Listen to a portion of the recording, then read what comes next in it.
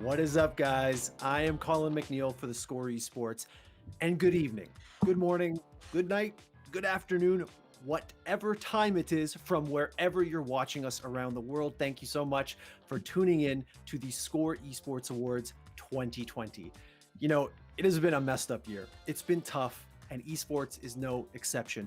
But no pandemic, no lockdown, no remote working situation was going to stop us from celebrating the best that esports had to offer in 2020.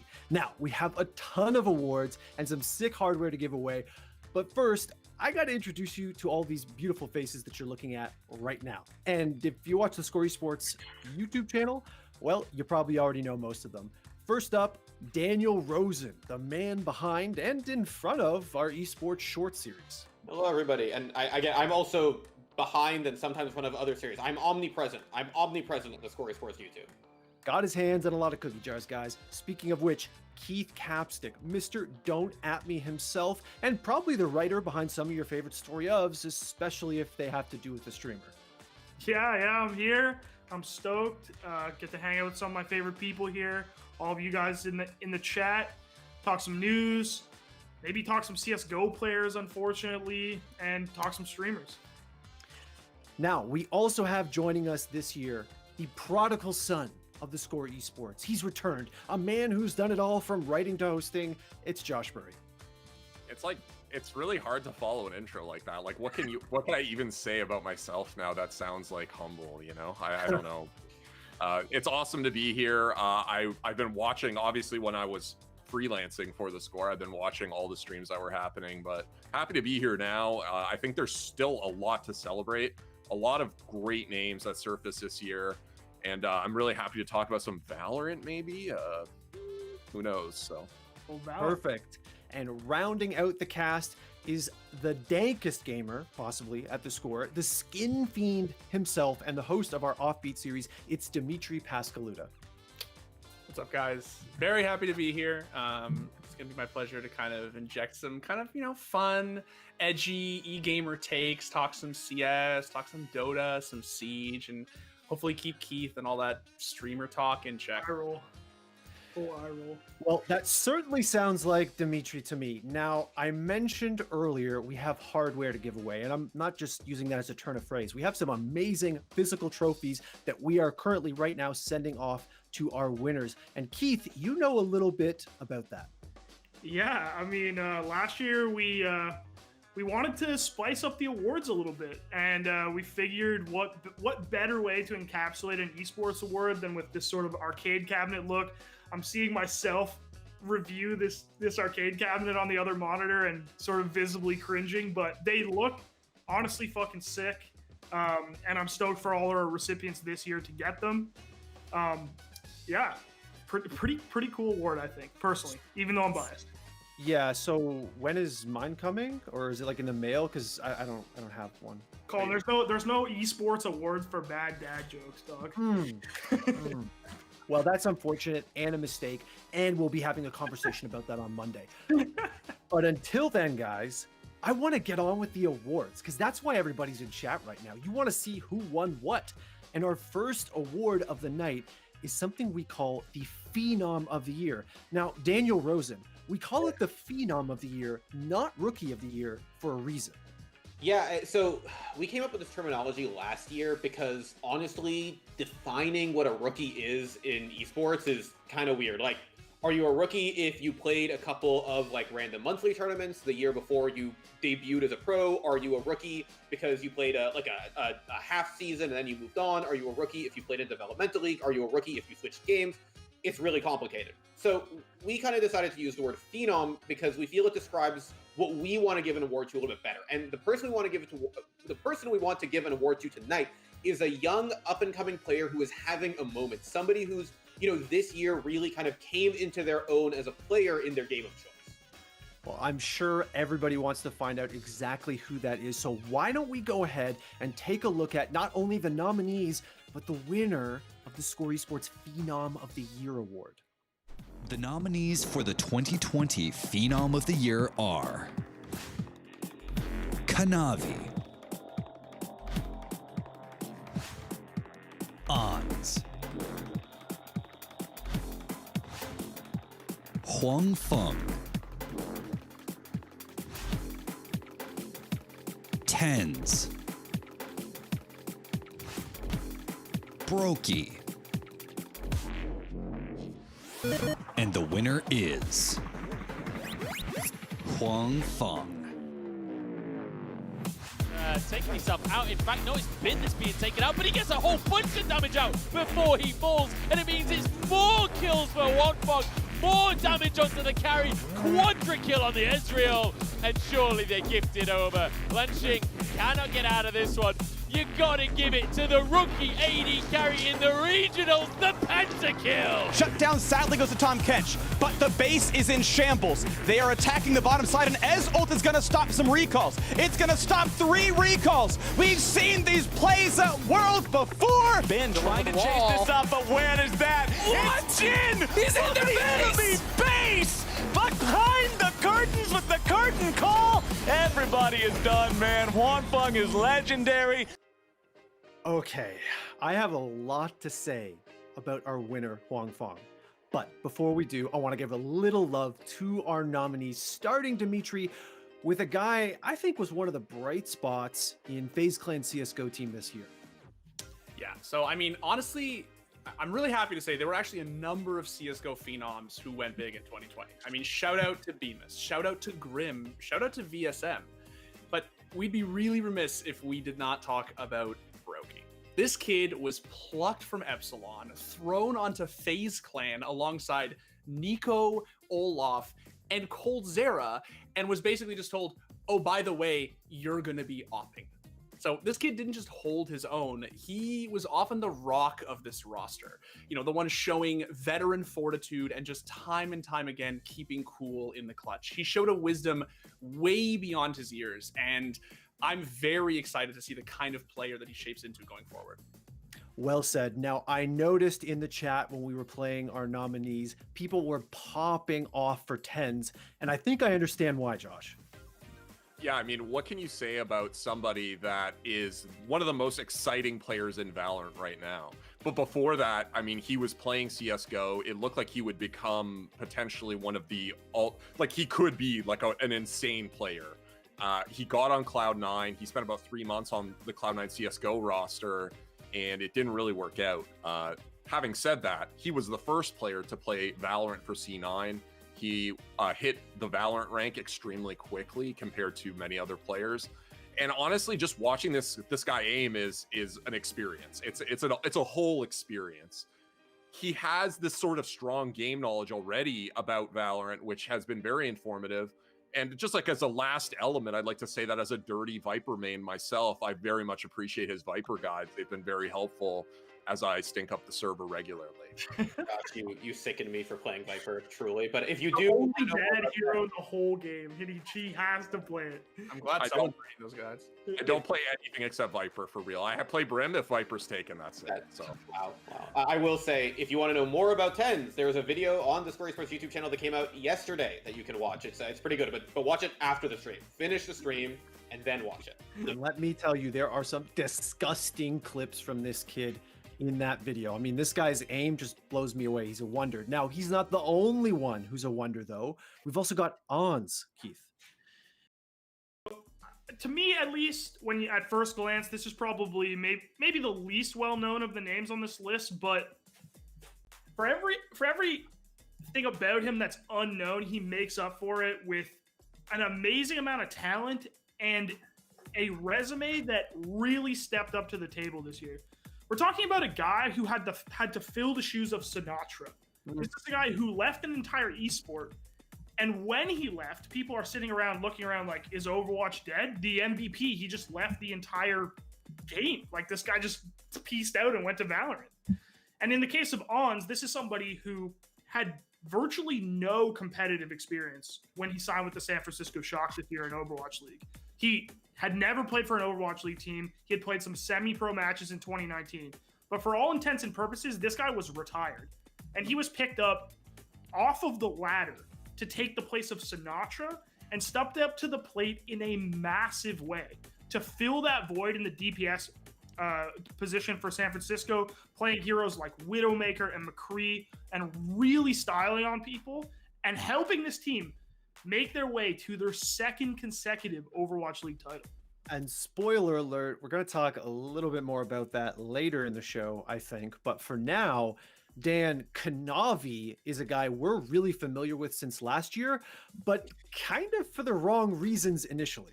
Yeah, I was going to say, if you don't know the name Kanavi, you clearly haven't been watching the Score Esports videos for like the last year or so. But the thing you probably know about Kanavi, if you do watch the Score Esports YouTube videos, is that he was a player who was embroiled in scandal, not through any fault of his own, but he was a young up-and-coming player who was signed by Griffin and then basically put on bad contracts and shipped off to China, presumably against his will.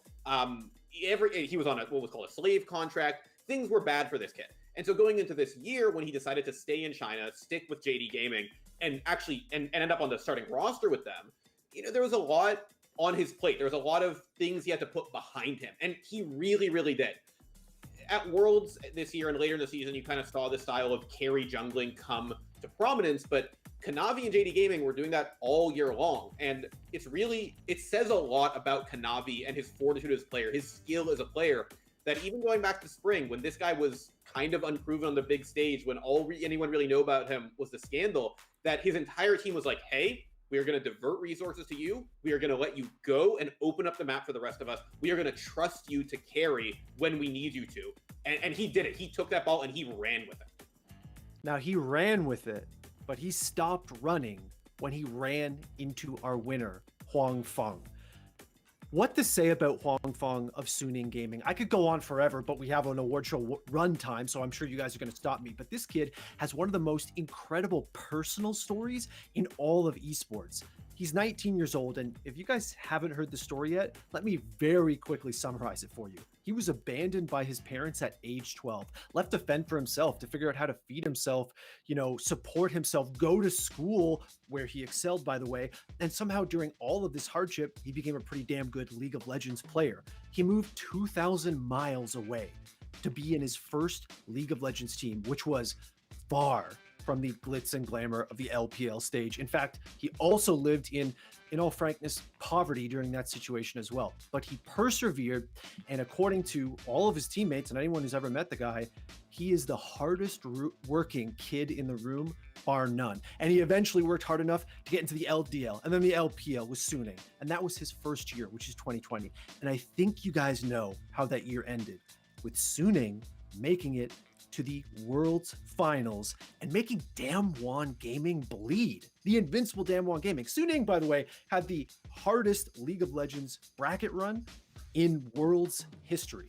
Now, to talk a little bit about him specifically on the Rift, obviously he's an AD carry.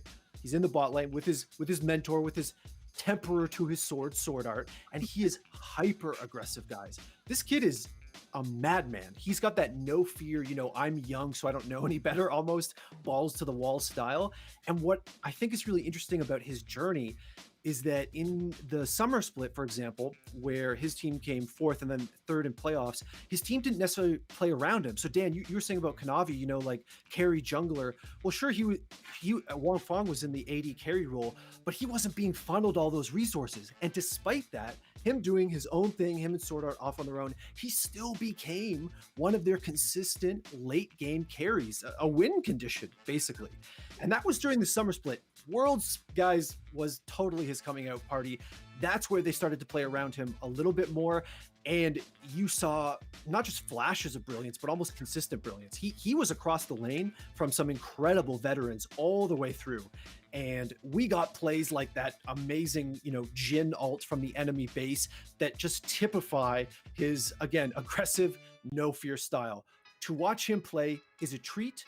To hear what he's been through to get there is awe-inspiring, to be frank with you guys. Yeah, that's the thing. I think when we were talking about this, to pull the curtain back a little bit, we have nomination meetings where we talk about who the office has nominated and who we think should win and kind of vote these things out. And we were talking about this, and something that kept coming up is that, League of Legends was one of the few games this year that had really significant lands. But I think that even if you put everything on a super even playing field, and that's what we tried to do, Huang Feng's story, even though he's such a skilled player, his story really stands out as this guy who overcame adversity to have this incredible breakout year. Yeah, especially at such a young age, it was honestly like just an incredible story to watch play out in front of you. And can I just say that like he's kind of my sort of League of Legends player? Like this I guy's love this guy, he's replacing Hooney in his Yeah, you're replacing Hooney. You- No. Hooney's still my favorite, okay? But this guy, his team fight damage percentages were always off the hook, and he comes from the LPL, okay? That's what they do. They team fight. Yeah. So this is a Colin McNeil League of Legends player. So I'm really happy that we all agreed that he is taking home the Score Esports Phenom of the Year award, and I can't wait to see what he does next year. Now, guys, our next award is one of my favorites because it's one where we kind of get to sit back and watch and enjoy, just like everybody in chat right now is doing, and that is the Play of the Year. Now, despite the fact that 2020 was a weird asterisk of a year and a lot of stuff was canceled, we still had some mind-blowing plays for the history books. And honestly, without further ado, I just want to watch them again. So if our producer Colten could go ahead, roll the nominees and the winner, we'll take a look. Let's watch him play. The nominees for the 2020 Play of the Year are Bin's pentakill at the League of Legends World Finals. Well, Xanathblade will find a target. Scout of the week will not just yet. Here comes Bin. As Darwana on the full retreat. SOFM hops over the wall, finds himself a route to Tenagri. That means he cannot interrupt anyone else. He's being chipped away, melted, he's done, he's dead! That's it, Canyon's finished as well. SOFM hops forward, Ghost flashes defensively and rooted in place. Bin sends him packing. Ghost gets caught out, that's the Quadra, looking for it. Bin will pick it up, get the pentakill for Bin! And Suning Gaming in the World Championship Final! EQO's Genji clutch at the Overwatch League Summer Showdown. Everyone is weak. EQO with the blade, pulls it through, builds it up. Will it be enough? 1 kill, 2 kill. Are you kidding me? EQO now finds it with the third. And now it is overtime. Exi moving over to the Tracer to try and deny, but EQO! What a player, what a star! Jackie Love ignites 2v4 at the LPL Spring Finals. Oh, misses from Jackie Love. The pillar comes through. Nice. Light comes in, lines it up, and kills Zoom. Jackie Love with Severum has a bit of healing. Kanavi slowed by the package again. Every single time I cast this champion, he pops off. Rampy's impact grenade clutch at the 6 Invitational Finals. Rampy down below. Will he be able to stop this in time? He has an impact grenade. There it is. Ground control to Major Tom. We've got ourselves a series. Simple's 1v4 clutch at IEM Katowice. Simple. He needs a multi-kill. First found. Twist aggressing. They have to double peek. He's getting his shot. He's hitting another one. Simple. No, Simple. That's unbelievable. What in his name? Number 1 in the game. He's done it again. Zywoo's pistol ace at the IEM Beijing Grand Finals. Zywoo, no health really, but he's still hitting shots. He's already got 3 and 4 and 5 and oh my god, Zywoo! And the winner is Rampy's impact grenade clutch. It's a 3v1. Somebody from NIP will need to plant. It's Pino's job to do that. Rampy down below. Will he be able to stop this in time? He has an impact grenade. There it is. Ground control to Major Tom. We've got ourselves a series. Match point for Space Station.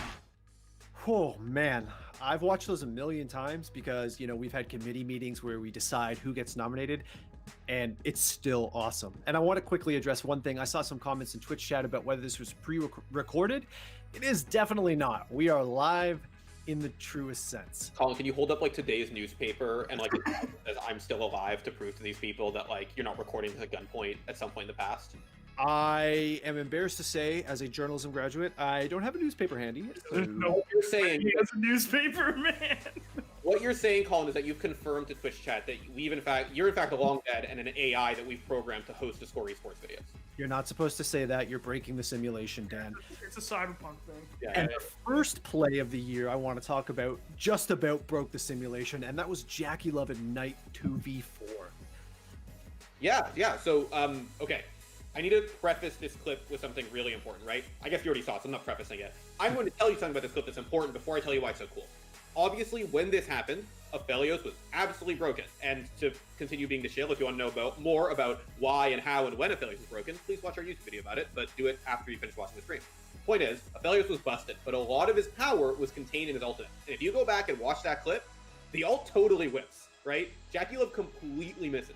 So what happens after that is what makes this play so incredible, because Knight swoops in with Corki, basically splits the fight into 2 individual 1v2s, and from there, they just play it perfectly. It is actually like incredible precision play from, I mean, JackeyLove and Knight, right? You'd say, oh, you know, they got a 2v4 in the Baron pit. You think, oh, some crazy ults popped off and that's it. No. What happened was JackeyLove kited and auto-attacked and used his abilities so perfectly, timing everything just perfectly to survive and win that fight. Like, that should not have happened that way, and it is truly incredible that they pulled off what they did there.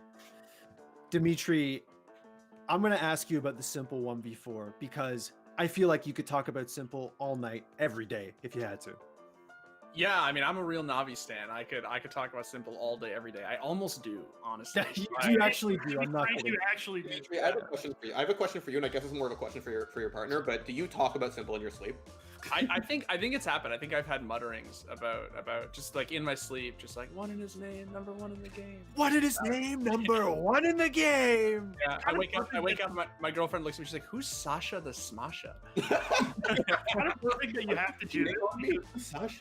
Because every meeting we have at theScore is just Dimitri talking about either why CSGO is better than Valorant or why what side he's on Simple versus ZywOo. So it's nice that we finally had a live event for Dimitri to spew off about this. There's a third thing he talks about, and that's which CS players he's beaten in like DMs. Yeah, which CS players he's now, maybe he'll enlighten us at the end of the year, but I do need you to break down the Simple 1v4 for me, Dimitri. I've said it before, I'll say it again. Playing Counter-Strike against Simple is just a bad idea. And honestly, there are about half a dozen clips we could have taken from Simple's truly MVP caliber run at IEM Katowice, which just happened to be the only LAN, and it was a really big one, that happened this year in CSGO. I think that this showing was not just, in my mind, the best of probably any player in any esport in any single tournament this year, but it was definitely one of the craziest MVP performances of his career. What you are seeing here is peak Simple. And honestly, it's about 1 of 20 from this tournament. Now, peak Simple is all well and good, but how about peak ZywOo? Because this play was actually I'll call it last-minute entry into this award show because it happened kind of after we decided our initial nominations, but we had to get it in there because it was so good. And I mean, what can you say about this? Okay, it's a pistol round. It's in a grand final. It is an ace. It is a 1v4 clutch, but it's an ace. And it's against Na'Vi. And who's on Na'Vi? Well, Simple, the guy that Dimitri was just talking up, and Electronic, 2 of the best CSGO players in the world. And ZywOo has 9 HP for 4 out of the 5 kills, so for the clutch. It's just not fair. He kills Simple, and then 3 Na'Vi players peek him at the same time, and they kind of die at the same time, to be honest with you. And by the way, guys, this was one of, I think, 3 aces he got just in that grand final. If this isn't emblematic of what this kid can do, I don't know what is. Now, moving on, we talked about Huanfeng and how good he is in our last award entry. But he's not the only incredible rookie on that team. Bin was blowing my mind with his Fiora pentakill. Yeah. So obviously, I got to start by saying, how could we not put the first pentakill in the history of Worlds Finals on our list? Hell yeah. And this one is actually something special when it comes to pentakills, because Bin didn't do this with some champion that's main thing is team fighting. Someone who's, got awesome crowd control, has, some AoE ultimate that can splash damage onto the entire enemy team and take over a team fight. He did this on Fiora. The crux of Fiora's kit is split pushing, staying up in that top lane by yourself and putting pressure on the enemy team to split the map. And Bin was able to get a pentakill on this champion that most people don't even have business team fighting with. And what's Keith, sorry. I'm sorry. I'm too hyped about this play. I have to interrupt you. I'm not even kidding. Like when this happened live, because I was invested in League of Legends a lot this year for obvious reasons. It was the only thing on land, basically. Yeah, it's the only thing that mattered. I was told, I guess I was just in a trance. You know, I was told by my partner who I live with that I was screaming, "Go, go, kill, kill, fuck yeah," during that play, I believe, because it was unreal, dude. Another thing that's honestly awesome about this specific play is that he's doing it in a top lane matchup against Nuguri, where Nuguri tried to do the same thing. He picked Fiora, who was not exactly a metagame pick at the time, in his previous series against G2 Esports, and he went 0-7-1 on Fiora in the top lane. And then Bin comes back in the grand finals and says, "No, I'm gonna get a pentakill." So that's why this shit was on the list. I'm gonna be the jerk here and like temper it just a little bit, because obviously play was sick. It's on our list for a reason. But like a lot of pentakills in the league, the last couple of kills were kind of given to him by his team. But certainly the first 3 kills are truly incredible. I'm that jerk. Okay, Dan. Okay, Dan. I could. No, not good. You know what, Daniel Rosen, you speak truth. But you're not going to kill the hype train, because the next play that I want to talk about, or rather, I'd like actually Josh to talk about it, is this EQO play. And like, Josh, I am going to be dead honest with you, right? I can only follow so many esports closely. This year, Overwatch for me personally was not one. When I saw this play, my jaw was on the floor. You don't need to be an Overwatch stan to know how incredible this was. Yeah, so I mean, imagine you're in a game 7 of an extremely important series, an extremely important event. Your team is dying around you, and you're Genji, and you got to stay on that. You got to stay on the payload. You got to keep it moving. And EQO basically stands alone. He kills basically the entire enemy team. I think he actually gets more than 5 kills over the course of this like short duration. One of the things about it that's pretty hype is he has the game sense to not do what some of us might refer to as a Cloud9, where you leave the payload and you lose the game because it's in overtime. So there's actually a section of it where he has Dragon Blade up, he dashes away and kills someone, and he comes back to the payload, basically. He runs forward and then dashes back. When you look at this, you kind of like, it makes you realize that Genji is still one of those heroes that like, if you could have like perfect knowledge of the game, like if you could see and just perceive everything around you at all times, you'd just be like unkillable sometimes. Like it would be impossible to murder you. And this is such a clutch play. The only thing about it that kind of sucks is it didn't end up paying off ultimately for his team. But I mean, this is like an example of absolutely incredible Genji play in a very lopsided situation, and he literally saves it for his team. It's like some Last Samurai shit, basically. Like it's the moment I knew this play was fucking incredible was that part where he again like jumps off the payload and comes back right in time to avoid losing. Yeah, exactly. It's so crazy. It's like actual Matrix shit, like counting it in your head and making that. I'm sure he's like looking at the timer to a certain extent, but like knowing exactly how much time you have, given it's getting shorter and shorter the longer overtime goes. Oh, it's so cool. It's so cool. That's what I'm saying. Like, if you had perfect knowledge, not only was he tracking everybody who was attacking him and taking them apart with Dragon Blade, but he also had that awareness to be like, I can't leave this for too long. I have to come back if our team is going to win. And again, the Cloud9s, when you see them, they're very sad. And it could have ended that way, but he had the awareness to ensure that it didn't. Yeah. Now, look, Josh, it was hype. As you say, it didn't end up in a W, but our winner did. And Dimitri, I got a feeling that a lot of people in chat are going to need you to break down why Rampy's Impact Grenade clutch beat out all of these incredible plays we just watched. And I'm happy to explain why, because trust me, it did. Okay. 0 seconds on the clock, right? 1v3, the scoreline is 5-5. So if Rampy runs in and loses any one of the 3 gunfights, he's going to have to win, right? It's championship point for Nip. So instead, he drops down the open hatch and with the help of his teammates Ping, runs underneath through bar, impact grenades the ceiling, shoots the planter, and stops the diffuser from going down, ensuring that SSG secure this indescribably crucial defender point. Now, it's really important to understand that SSG were getting shit canned on this map. And this was their best map. This was the map that they were guaranteed to win, and they were getting utterly destroyed. So when they ran it back, this Rampy play really solidified that the comeback was real. If Siege had graffitis, this would get a graffiti. This was the moment when the stadium just went electric and everyone felt like, oh shit, SSG are actually doing it. They're actually running this one back. And I would also add that in a year where, unfortunately, we didn't get very many thunderous lands, thunderous crowds, this play really stands out all the more. It just has that feeling, that electricity, that the kind of historic play that you'd want a play of the year to have has.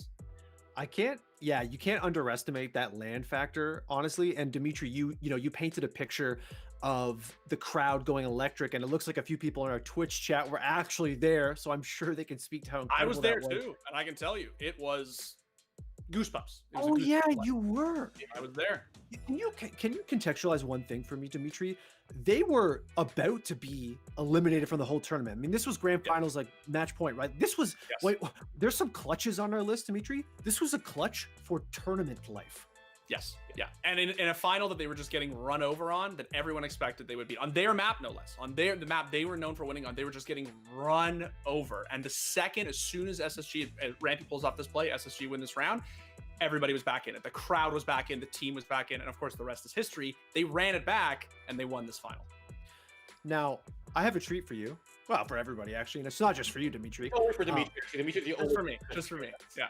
We actually did get a chance to connect with Rampy and talk to him about, being awarded the play of the year and what it meant to him. And we actually got him to watch the play back and reflect on it. So let's go ahead and take a look what the man himself had to say. I just really appreciate, being voted for play of the year. I've never expected to get something like this before in my career. When I first got into Pro League, I was very inexperienced, and I think my first season I went -18, and to see the progress, and I mean, I will say I couldn't have done any of this without my teammates and my coaching staff. They make me better every day. They work with me nonstop. Whenever I'm in a slump, they work harder with me because I want to work harder, and I just constant work, and without my team, I couldn't be here. So I really, honestly, I thank them as well for, pushing me to be my best every day and making me better and giving me criticism and all that fun stuff. And, it's crazy to be where I'm at right now and be with my team. And I'm excited for what the future holds. It kind of looks weird because it kind of looks like I was like hiding in construction. So my job was, when they were executing, we wanted to make sure that nobody was going to hop in construction window. So that was my job, is to stop them from coming in construction. So after we stopped that one and then everybody died, I mean, it just makes sense to me. So it's kind of what was my thought process was. I was like, well, if I go here, I die. If I go in office, I die. Don't win the round. So the only thing that makes sense is to go down below. There's no way they're going to expect me to go down below and drop the hatch. And that was my thought process. Just the safest route. He has an impact grenade. There it is. Ground control to Major Tom. We've got ourselves a series. What about after it happened? I mean, your tournament life is on the line. Like this, it really, like, it's not just a clutch in the sense of a round. I mean, it's a clutch in the sense of you lose if you don't win that clutch. I mean, obviously you can see I was screaming. Because for my team, my job is pretty much, I'm the hype man. I'm the guy who's screaming, keeping the energy alive and everything. And when something like that happens, it's like a whole like morale boost for everybody, because those guys were destroying us on every single map. And I think they went up 4-0 on that map. So me and Nate having our clutches, like, that got us like over the hump. Do you think the fact that this happened on land, like this was like the biggest event for Siege this year by accident because it actually happened, do you think that elevates the play, that makes it all that much more memorable, all that much better?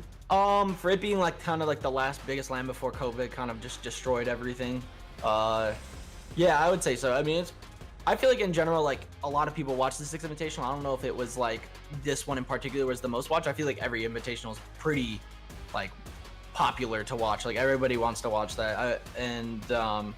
Definitely doing it like a clutch like that in like the grand finals definitely is it's watched a lot, like, for sure. Like, a lot of people will see it. All right, guys, welcome back. Thank you very much, by the way, to Rampy for connecting with us on that, sharing his thoughts about that incredible play, and obviously, congratulations. Hopefully, the trophy gets there soon. With COVID and everything, the mail is a little iffy these days. Not the best time to be sending trophies across the continent. Yeah. What am I gonna do? Fair. Fair. Last year we had some challenges too, so I feel like it's just always a difficulty. Yeah, true that. Gotta make sure these those cabinets get there in one piece. Yeah. Now, the next segment that we're gonna have is we call it an award. It's actually not a traditional award. It's something very unique to 2020, actually, because this is a unique year. We're calling it the theScore Esports Asterisk Award. It's really more of an asterisk discussion because I think you guys will agree this whole year it's gotta have one big asterisk on it. We didn't have any LAN. A lot of our biggest events, save for League of Legends Worlds, were canceled.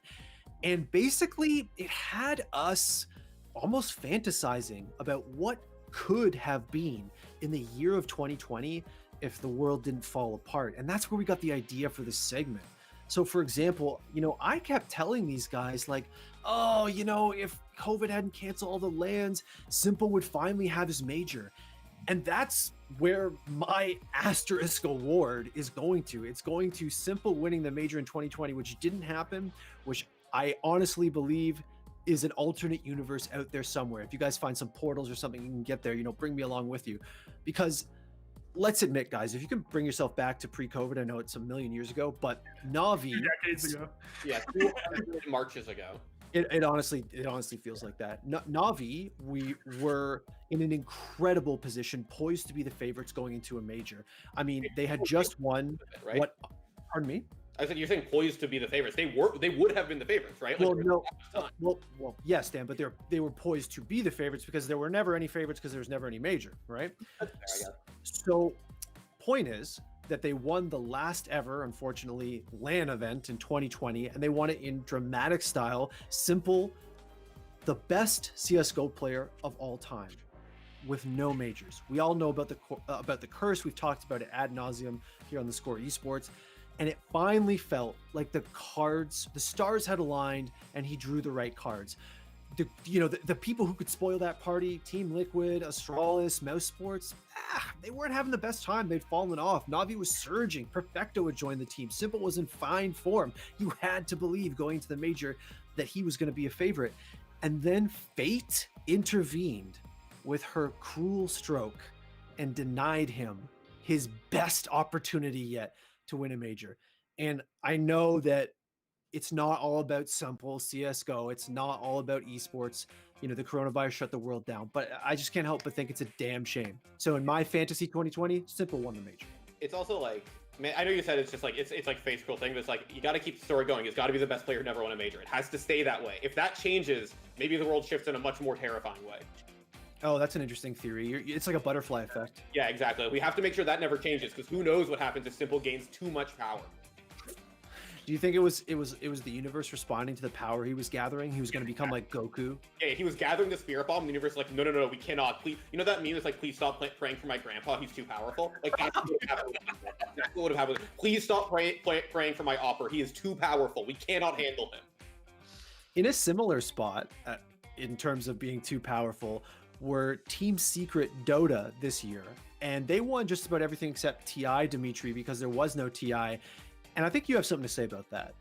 Yeah, we will talk more about Secret in depth in the next category, so I'll keep this one kind of short. But suffice it to say, this was a year where Dota's most staggeringly dominant roster didn't even get an opportunity to compete at its biggest tournament. It is a genuine shame that we'll have to wait and see if Secret still have what it takes to win TI in like 10 months or whatever it's actually going to happen, because by all accounts, they should have already. And, we often joke in the office about a team being too good to win TI, right? Like, because obviously the favorite rarely, if ever, wins. But Secret definitely were that favorite. There's no question. Like I said, we'll talk more in depth in the next category. But in my mind, I shed a tear for thinking of the TI that could have been for Secret this year. Dimitri, it's like I said in our rehearsal, right, man? They were too good to be too good to win TI. Too good to be too good to win So TI. good that they couldn't be too good to win TI. They would have. That's what would have happened. If Dimitri shed a tear for Team Secret not winning TI, I know he shed a tear for Simple not getting a chance to win the major. So Dimitri's crying in 2020 is what I'm saying. With the number of finals that Navi have thrown in the past few months after going up 2 maps to none, I think back. I cry every time. Dude, the year 2020, the year that Dimitri was crying. The recent one with Vitality was incredible. The one where they lost. The one we highlighted with that Zywoo 1v4 clutch, right? It just feels like that moment was a place in time earlier this year, and it just hasn't come again. Not that there's going to be a major anytime soon because the next one's canceled. You know, speaking of which, Josh, Valorant, which we will talk a little bit more later on the show, had a massive coming out party this year of all years. And they didn't get to play a single LAN. Some esports had a couple LANs at the beginning of the year. They never played one. Yeah, it's not strictly speaking true that there were 0 LANs because some regions actually did play their First Strike regional finals on LAN. Like Japan and also Brazil. And South Korea. So there were some LANs, but what I really missed in 2020 was that we didn't get an international LAN. We didn't get to see NA go up against EU. There's been a lot of banter. Like, I know everybody's going to agree with me when I say this. There's been a lot of banter when it comes to Valorant. People saying G2 Esports is the best team in the world. Well, guess what? G2 Esports isn't even the best team in Europe because they didn't win their regional finals. And it was Team Heretics. Listen, I want G2 to succeed, but they didn't last weekend. So now, more than ever, this is what I want. An international LAN where we can finally settle all the banter between EU and NA. Personally, I want to hope for NA. Like, I really want NA to do well in this esport. And for the moment, there are more pros hopping from CS in NA than in EU. So maybe they've got the edge. Who knows? But the other thing NA's got, they've got some hot young talent, honestly. Like, we already talked about TENS. But we got to see Asna and Dicey on 100 Thieves. Let's see those players play against the best that Europe has to offer.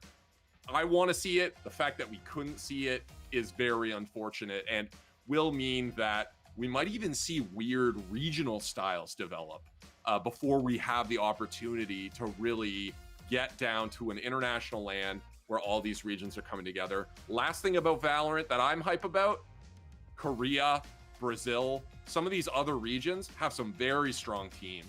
Counting them out right now is, I think, probably a mistake. We don't know exactly what will happen with these regions, but for me, like, show me some Brazilian Valorant versus NA. I want to see it. So that's Josh. Basically, for your asterisk award, you know, your Fantasy 2020, you wanted an international Valorant LAN so we could settle some of this. That's what you're saying, right? And I did, and it's something that we sort of got with Overwatch pretty early on. We got an NA-EU tournament at Gamescom, so we were able to sort of size it up, and Europe was definitely looking pretty strong in that tournament. I think that until that question gets settled, there's going to be a lot of banter, and even maybe once it does, I feel like the rivalry between NA and EU isn't going away anytime soon. So we have 3 asterisk award fantasies, and each one has to do with the exact same thing, honestly, which is the absence of LAN in 2020. And it just goes to show how damaging that is to esports. You know, it's kind of funny, like, it's the year that LAN didn't happen, right? It's kind of, I find it interesting that when COVID really popped off and everything got locked down, esports seemed like it was in such a strong position, especially compared to traditional sports, which couldn't do anything. And I think that was true to a point. And now it feels like we're in the weaker position because traditional sports have been able to sort of adapt and have, I'm going to call it LAN, have their LANs, but we still all LAN. Yeah. Did you watch the big LAN? Did you watch the big basketball LAN, the Lakers one? The OG LAN. But we never got it, and it's more than just a vanity thing. It is the most legitimate form of competition we have in esports, and we are starting now. And Dimitri and I know we'll talk about this a little bit later. We're starting now to see some problems with that. You know, stream sniping, for example. So I don't know, guys. The asterisk award, if there's had to be one, just has to go to the entire 2020 for having no LANs. That's the thing, right? My fantasy. Remember LANs? Talking about Wayne. My fantasy version of esports in 2020 is like, here's the thing, right? Like, I obviously miss a lot of tournaments that have not existed. Online play is not the same as offline play, like in any game. That's just a truth. But it's like, you think about the tournaments we haven't had. We already said we didn't have TI. We didn't have a major. We didn't have any Valorant lane. We didn't have EVO, which is like close to my heart. We didn't have any fighting game tournaments, basically. Like, online fighting games have been, pretty terrible because the netcode has been bad. Like, we have not had offline events for people to show their skill. And most importantly to me, and I'm sure it's the same for a lot of people in chat, is like, we haven't had crowds. Like, esports is a lot less without fans, because fans are what make it so exciting. People who care about these games and love these games, being excited about seeing it played at the highest level. And listen, I love being in Twitch chat as much as the next person, but like, let's be real, it's not the same as being in a throng of screaming humans being amped to see something incredible. The lack of crowds is the thing that really kind of put a damper on 2020. And I understand, right? Like, it's the safe thing to do. Well, I would not want to be in a crowd right now, but like, it sucks. And you listen to those plays that we put in like play of the year, and it's like, how many of them don't have that cheer that you wish they did? Imagine how it could have sounded if somebody was screaming the way that people, like just hundreds of people, were screaming the way you wanted them to during some of these incredible plays. Oh man, you're making me miss like going to the major or going to EVO. My asterisk award is for all the crowds we didn't get. That's where it's going, to you in Twitch chat. All the crowds we never had. Yeah. I just want to say as a weird aside that whenever I get a script that I'm writing and there's this epic moment in it, one of the first things I try to do is find just raw crowd reactions of that moment, because I want to feel the way that the crowd felt and then try and help the viewer get there too. So it's super disappointing that we don't have. Imagine if we had like Evo Moment 37 with no crowd, with no Let's Go Justin, with no screaming, right? Like, it just wouldn't have the same impact. And I feel the same way about some of the most exciting moments that happened this year. Like, it just doesn't hit. They hit different, They just don't feel the same, and it sucks. You know what also hits different? Fist bumps on LAN. Oh, it's just not, man. Watching a Counter-Strike team win a point and then the camera cuts to the individual cameras, it's just not the same, as that solid fist bump. Not only is it not the same, but to my point earlier, it's creating controversy as of a few days ago, which we will touch on a little bit later in our headline session, where we talk about the biggest news makers of the year. But for now, this conversation's kind of bumming me out. I miss crowds. Like, cry, man. I'm gonna cry. I want to go to the major again. I want to go to EVO. Let's all just cheer really loudly while we watch it.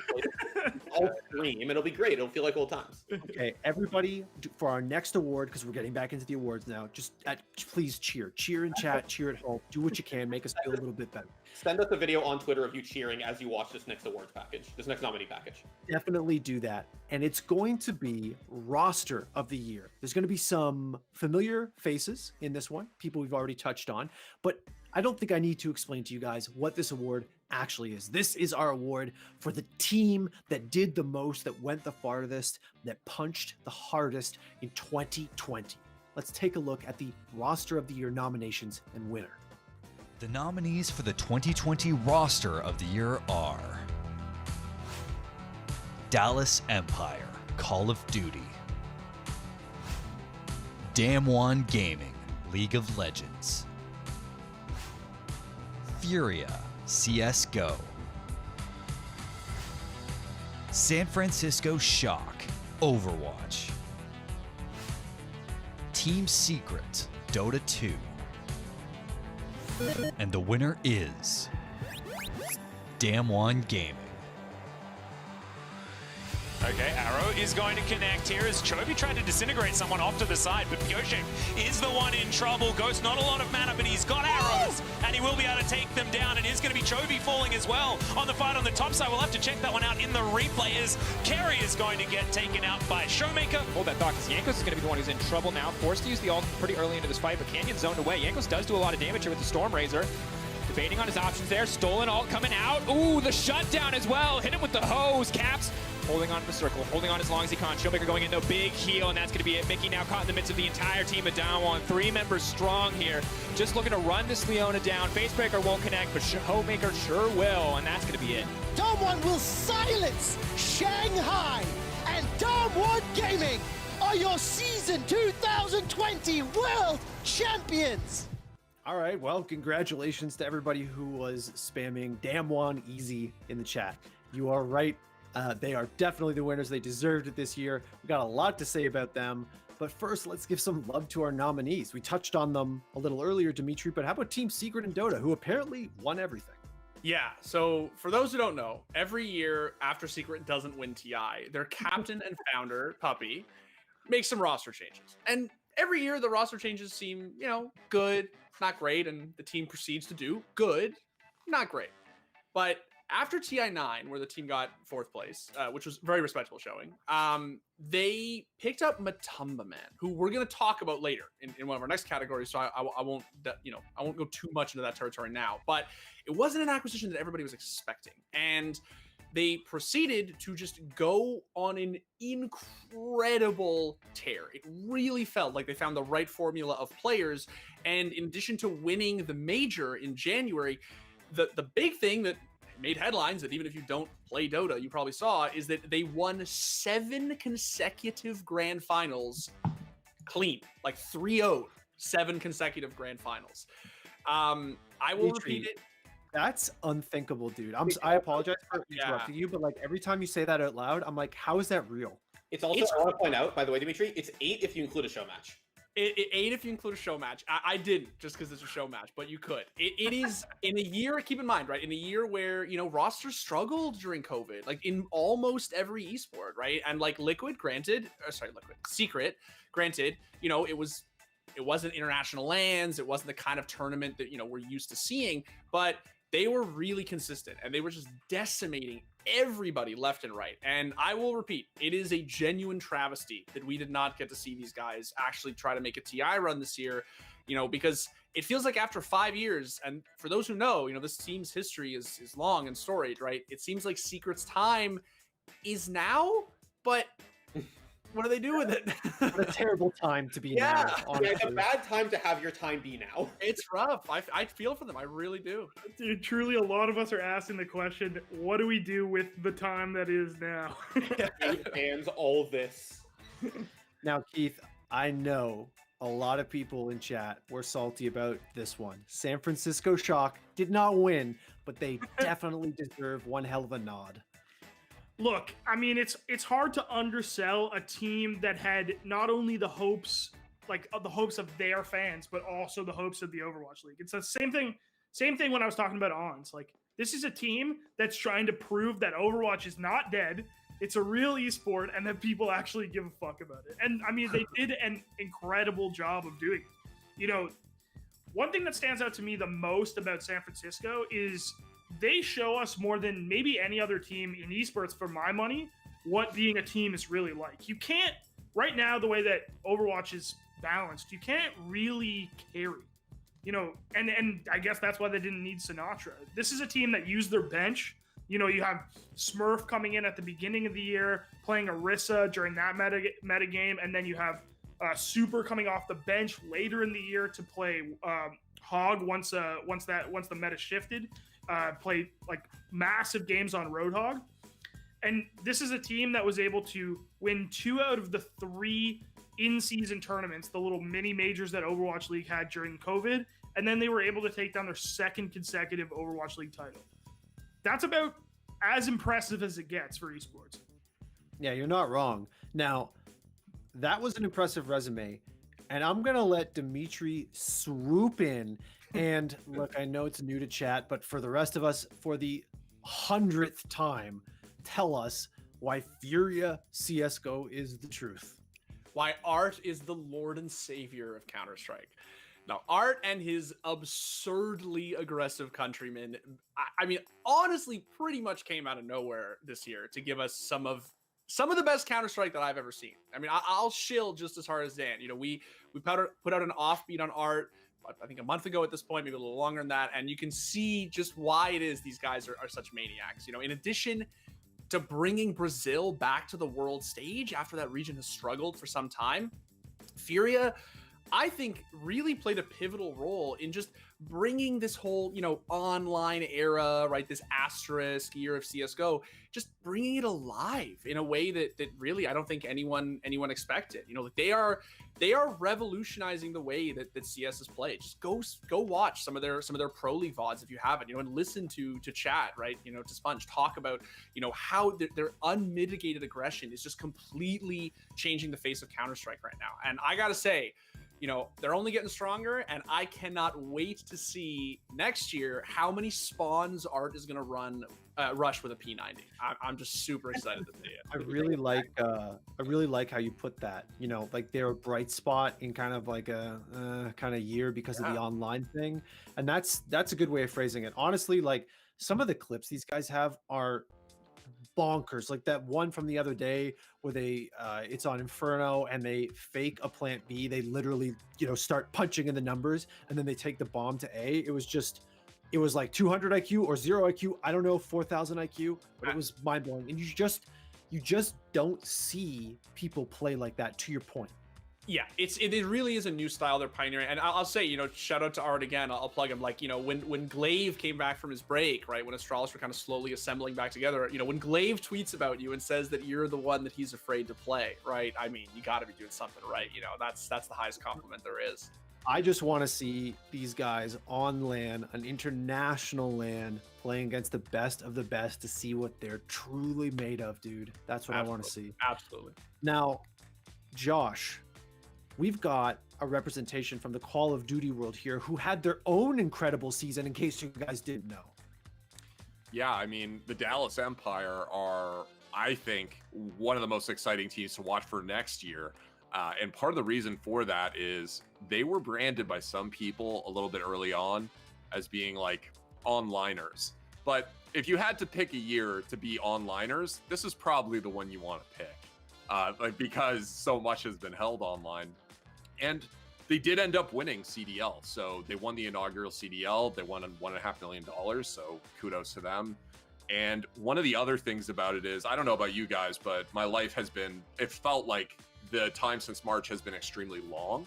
But for Crim6, it's almost like he went back in time. Like that period of time actually just made him go backwards and just like he looked like it was like peak Crim, honestly. Some of the stuff that he did, including some of the search and destroy maps that he played, were actually really incredible statistically.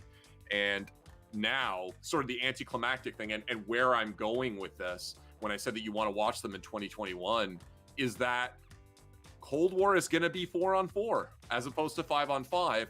So, 24 hours after they win this championship, called, it's going to be 4v4, and Clayster gets dropped from the roster. So the roster is Shotzi, Hook, Illy, and Crim, and Clayster's going to have to find a new team to play for, basically. And that to me is so cool, because you can, if you don't know anything about COD, maybe you don't care about COD at all, the action in COD was actually pretty good last year, and it looks like it will be even better in 2021. And this team is a team that wants to repeat. They want to prove as soon as they can that they're not just onliners, that they're for real, and they'll beat you with 4 out of their 5 as well. And Crim seems amped to do it. So I personally will be watching them. There's all sorts of other really interesting developments in Call of Duty League, including some new franchises. But it's going to be an exciting year for COD, and these guys made 2020 extremely exciting to watch, whether you're new to the esport or you're already a fan of some of these players who played for so long. Josh, talk about they're not onliners. I got bad news for you, man. A couple people in the chat were saying Josh Burry's an onliner. You got any comment on that? I definitely am an onliner. I've only competed at. Just answered it so seriously. He has only filmed on LAN since online since he's returned. He has not filmed on LAN. I am an onliner. Oh, the phrases onliner and onlaner, is that like the two onliner? I played a little bit of like scrims and stuff in MIRC back in the day, finding scrims for CS 1.6 and Source back in the day, and it's all been online. So I've never attended a LAN. I could be a hacker. Josh Burry is lying to you. He attended a LAN at my very own apartment. That's true. I did play in the Daniel Rosen Street Fighter V Invitational, where I played Goki, and I believe I was destroyed very badly by Also a Dan. weeb for calling him Goki. But... I also competed in that LAN, very prestigious event. Now, guys, let's bring it back home to our Roster of the Year award, because we are getting a little sidetracked from the Roster of the Year. The cases you gentlemen made were very good, but they weren't good enough, because Damwon Gaming, Dan, was a Terminator this year, and they played in a world championship, which a lot of these guys can't say. Yeah, so like, okay, I'm gonna kind of work my way backwards a little bit, but the thing about Damwon Gaming is that to understand why they're a winner, you gotta understand that like people are already saying that they had one of the most dominant performances at Worlds of all time. This was like last month, right? 2 months ago or whatever. People are already saying it, and this is probably one of, if not the most competitive Worlds League has ever seen. Like, these guys rolled the tournament. They only dropped, what, like 2-3 games the whole tournament? It's nuts. To go backwards, they had a bit of a rough spring, but then they made a roster swap. They bring in Ghost at AD carry, and Ghost basically says, like, Ghost is this guy, he's kind of seen as, he's a veteran, but he's seen as like, oh, you know, he's a bit of an also-ran, you know, his time has passed. They bring him in, and he basically says, like, I'll play weak side AD carry. This is what I'm going to do. Don't give me resources. Barrel the support. He's going to get to roam around the map. Everybody else, I will absorb the pressure for you guys. You guys, like, open up the map, be aggressive, right? Like, play forward, and I don't need the resources. And what that created was that he basically enabled the stars of the team, Canyon, Nuguri, Showmaker, to just go off. And there's not a lot to say about Summer because they stomped Korea so hard that there's literally nothing to say. People were saying that, oh, you know, Korea's not good. It's just Damwon. Like, they were incredible.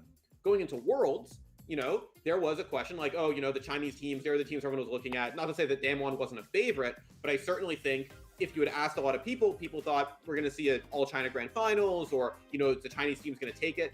And Damwon comes in there and brings it back to Korea. These guys are incredible at resource allocation. They're incredible at team play.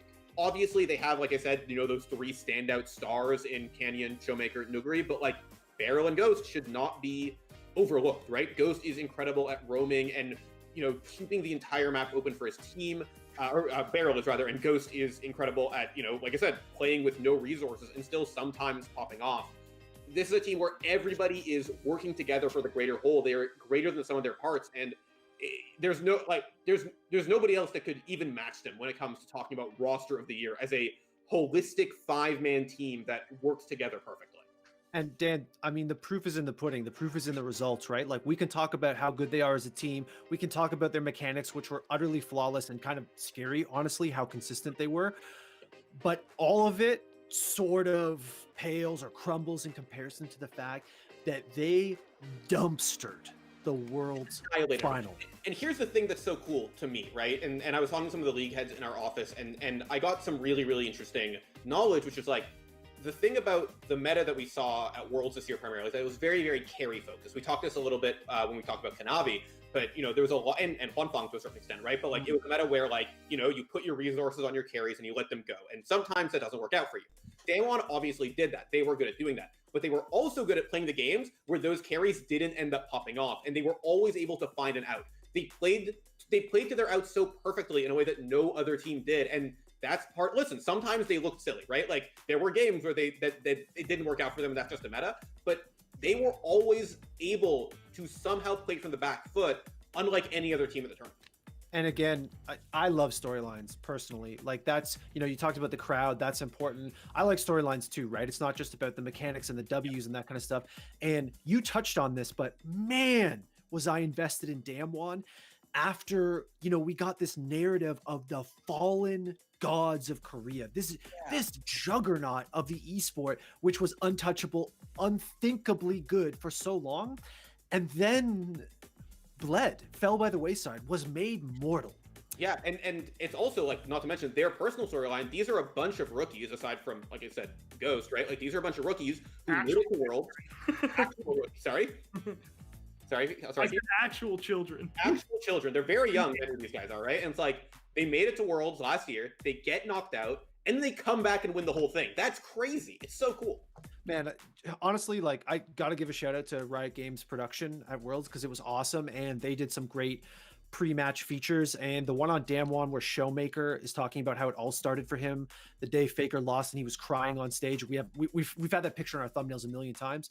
Oh, dude, I wanted the kid to win. No disrespect to my man Huang Fong.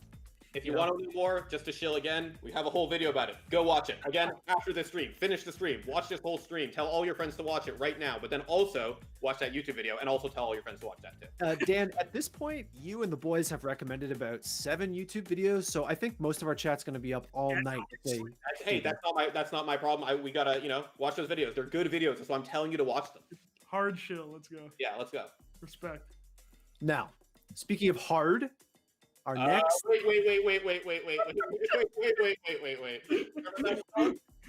What's that? You sure about that sentence you just said out loud?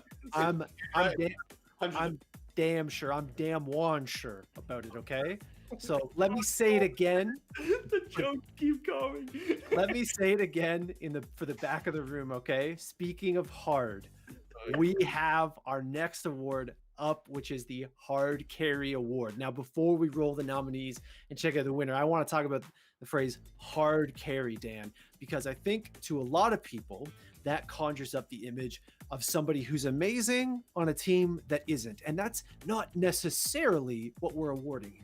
Yeah, I'm currently sharing many chats weird champ reaction. Again, this is another piece of terminology that we kind of wanted to work with that we started last year, where we wanted to celebrate at every kind of award show that you see for esports. Everybody has, awards that they give out, and there's always player of the year always tends to go to somebody with the accolades, with the silverware, with the trophies, and we wanted to also manage to give an award to somebody who might not have those wins. Not to necessarily say that they don't win anything and they're terrible, but the people who don't have all of the wins but still excel, the people who have mechanical skill. Obviously, you can still win when you have mechanical skill, but there's this image in our head of this noble hard carry, the person who is clicking on heads, who is hitting skill shots, who has incredible game sense, but doesn't quite win. And sometimes, yeah, they're dragging their team across the finish line, but they don't have to be. This award is for the most mechanically gifted players that we saw this year. Well said. Couldn't have done it better myself. With that said, why don't we take a look at those nominees and the winner for the theScore Esports Hard Carry of the Year award. The nominees for the 2020 Hard Carry of the Year are Caps, Simple, Shaiko, Zywu. And the winner is Shaiko. In these big spots, it's him finding the kills. It's a 3 versus 2, and here they come. Shaiko from construction once more. Might have just turned this around. Turns around and finds the What is that? He's doing it almost all the way. Wherever Rafal is right now, he must know this diffuse is coming through. He's going to swing in, finds the kill, and BDS will close it 7-5. Literally half a second earlier could have found himself a kill. He will catch him. He will catch him. There we go. Down he goes. It's Doki. Goodbye. So much so that he lay down on the ground, and there we go. He gets the kill onto Renshiro of all people. So Alem's still around, but Shaiko's going to catch Hosty out. That's that trade coming through. A third comes through in this round for Shaiko. Alem finds another. Shaiko gets the fourth. Man, that is the domination that we missed from him so often last stage. Well, I can tell by the chat that you guys like who we picked for the winner. And we are going to talk about him, and we might even hear from the man himself. But before that, let's give some love to our nominees, starting, Josh, with Caps. Yeah, so Caps started this year not playing mid. He started playing AD carry. And honestly, when G2 ran into the summer split, they ran into some problems. Perks had an absence as a result of his dad passed away, rather. And when you're in that scenario, right, you don't have the opportunity to just phone it in your performance. There's obviously that joke about, are we going to get caps? Are we going to get craps? Well, Caps basically decided in summer that craps was not an option. He absolutely had to be good to help this team in one of their darkest hours for a while. And he did that. He was incredibly effective. Even in games they lost, he was a force for their team. and he was their rock. Like, what more can you say about it? Like, he was there when Perks couldn't be, and he absolutely crushed it. And they end up going to Worlds, and like 1v9 performances sometimes, you know, like that kind of carry. They lose to Damwon. I mean, I think we've already talked a little bit about Damwon. Damwon was clearly an incredibly strong team, showing the resurgence of their region in a very real way, at least in those members there. But like, Caps is this person that he put the team on his back. It's not to say that everybody played badly besides Caps. I'm obviously not saying that. What I am saying is that when it really mattered, he was there for this team. When Perks couldn't be there, they were playing with a substitute, he was there. I love the guy. I love that we could just say goodbye to Craps for a little bit. You know, we could just let Craps have a few games off. It felt good. It felt good to see him style on the rest of Europe and also some of the rest of the world. I feel like being there when it really matters is one of the important ways, like, we award this award. Not the only one, but that matters a lot, and that was well put. Now, talking about a rock, which you described Caps as, Dimitri, I'm getting some deja vu because I'm going to need you to talk about Simple again.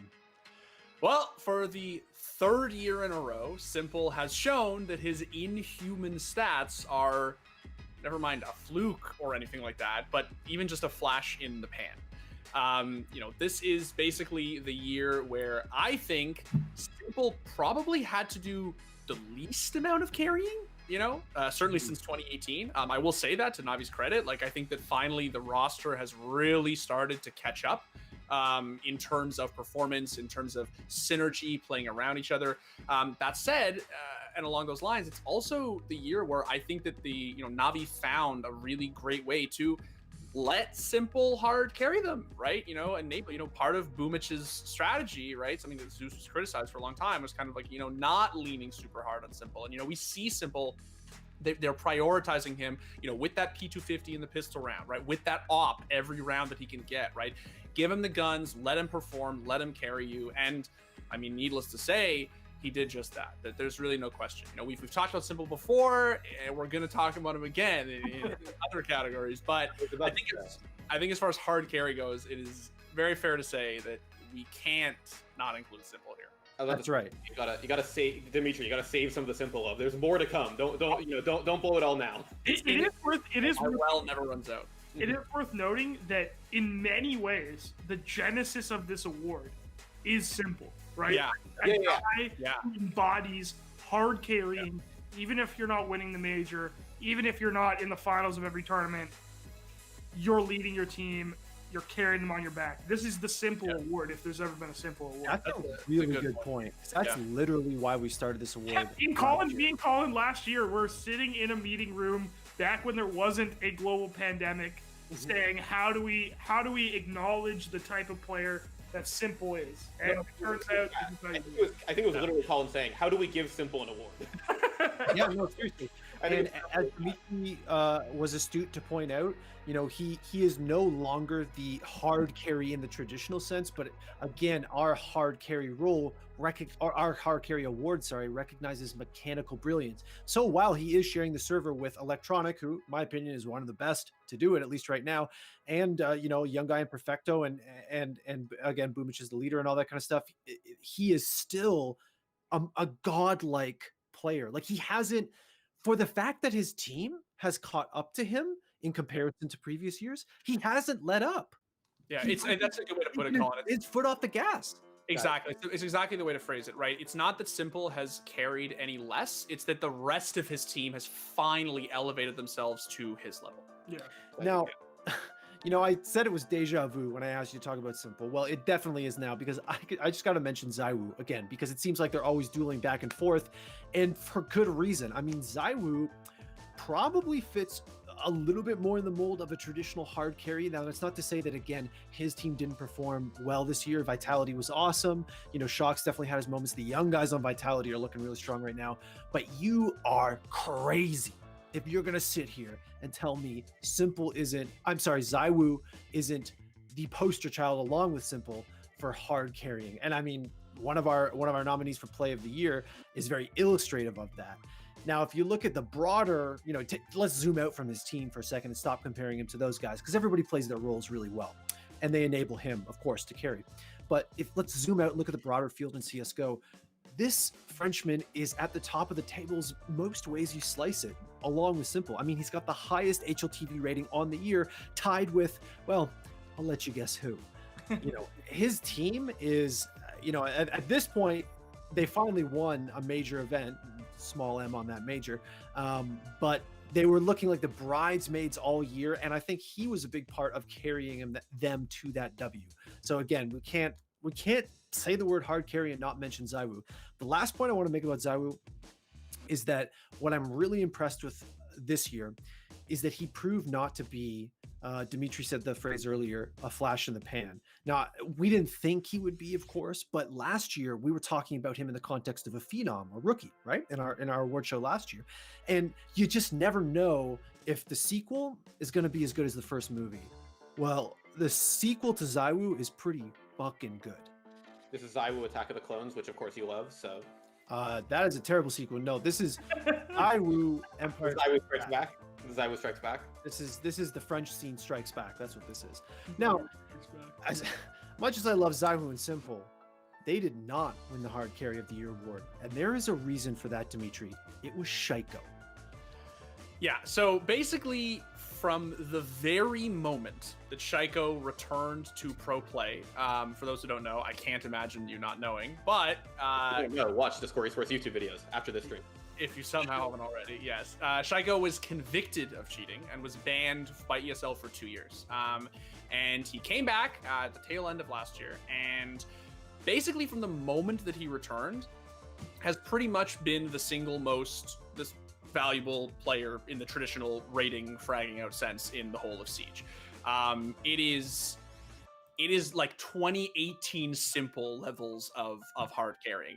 That's not to criticize BDS as a roster, his team, by any means, just to say that this is a player who, in the very traditional sense, is just an unkillable, unstoppable, mechanically excellent, perfect machine of destruction. I will say that we certainly have seen his roster, BDS, catch up, certainly in the last few months, like more as of late, in terms of performance, have caught up to him.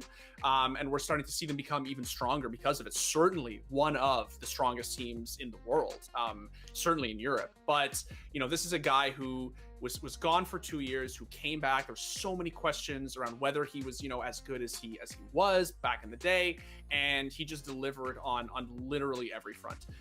This is a guy who had the highest finish of any European team at the Invitational, who obviously in incredible reverse sweep fashion won, an EU mini major this year, and basically just top to bottom, I really don't think that there is any player on any roster in any esport this year who boasted as truly hard of a carry as Shaiko. Now, Dimitri, I want to ask you something, because I think a lot of our viewers are familiar with Caps, Simple, and ZywOo. They've definitely seen clips, if not, watched their full games, because these guys have been around for a while. But Shaiko, as you just intimated, had to take a little bit of a break from the game. And he's back now and he's killing it. But for our viewers who haven't got a chance to watch him play, can you describe just mechanically what's so otherworldly about this guy? Shaiko is, in the truest sense, just a ferocious fragging aim god. Just a guy who has very good game sense, but you put him on Hibana, you put him on Ashe, you put him on Jaeger, you send him into the server, and it's just a Shaiko go kill kind of situation. This guy is definitely has inhuman aim. Also believe one of the lowest sensitivities out there of pro players, and it shows when he plays. Incredibly precise player, very good at shooting people. Watching Shaiko play is kind of like sending a pit bull out onto the server and just watching as it just kills everything. Dimitri, is it too late to put on the trophy very good at shooting? Very good. Yeah. We named the award the Very Good at Shooting award. Very good at shooting. We put on this award show. We get custom built trophies made. We get people dressed up, lights on, lots of colors. Our designers work on this comic book theme. We turn the mic to Dimitri. What makes Shaiko so special? He's very good at killing. Well, I mean, to be fair, you turn the mic on Dimitri, and he immediately starts giving you the Dimitri adjectives. Ferocious, fragilicious. Very good at shooting. Very good. Well, we turn the mic on Dimitri, but right now, before we move on to our next award, I actually want to turn the mic on Shaiko himself. Thank you for the award. I don't really know what to say, so thank you. It was a good season for me and BDS. We won the August Major, we finished second of the November Major, so yeah, that's a really good season for me. I can't wait to play another 6. It's been 1 year since the last round for us, so yeah, we can't wait to play, so see you there, and BDS power.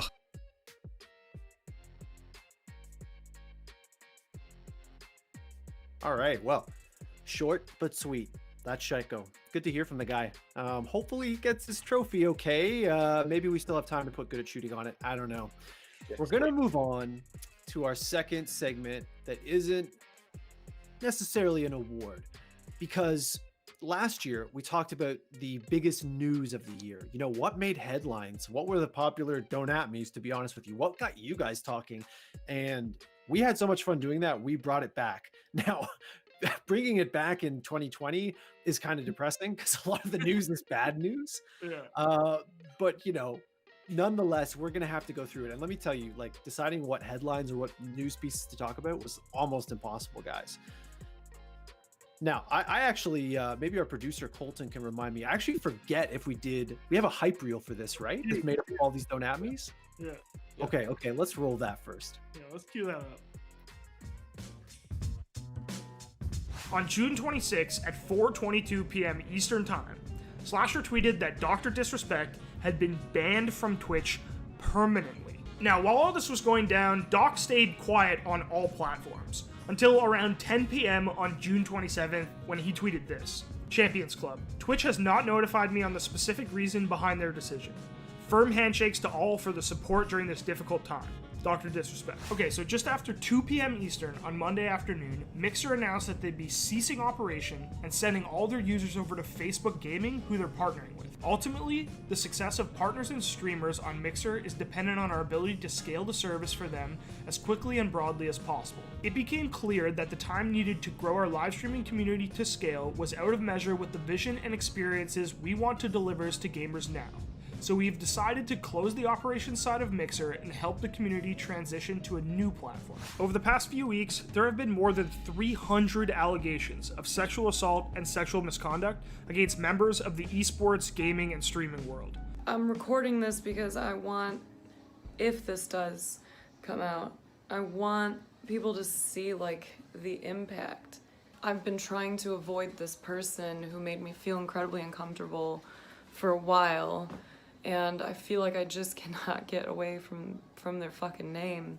As each new woman shared their experience, another would step up and share their story. 3 months ago, Rainbow Six Siege was on top of the world. The 2020 Invitational was gigantic. More people were playing the game than ever. Hell, we made a whole don't at me about how great Siege was. But now, pro players are leaving, content creators don't want to play the game, and there's negative post after negative post all over Reddit. So, what the hell happened? When I first started Siege, I could actually play like 10 to 12 hours a day. I could stream all day, I could play, and now I can't because half the games are cheaters. Taking NA Pro League's spot is a LAN league that's reportedly going to be based out of Las Vegas. And a big reason we know about this LAN league is because former Luminosity Gaming Siege player Hyena recently released a twitlonger about it that set the community on fire. But it doesn't really matter if I want to play Valorant or CSGO. What matters is that this game, that is only in closed beta, is the only thing anyone is talking about. Now, all this hype, all this talk has certain people a little worried. Worried that Valorant isn't just a week 1 Twitch flash in the pan. Worried that this game could finally be the one to dethrone Counter-Strike as the world's premier hardcore FPS. The CSGO scene just got rocked by a gigantic cheating scandal. And no, I'm not talking about a bunch of nobodies getting caught hacking in the FPL. This happened at the highest level of competitive Counter-Strike, and 3 coaches were banned. ESL published an investigation, and they say, quote, "We were made aware that by taking a combination of different steps, a bug in CSGO allows the coach of a team to become a spectator anywhere on the map, unbeknownst to anyone else.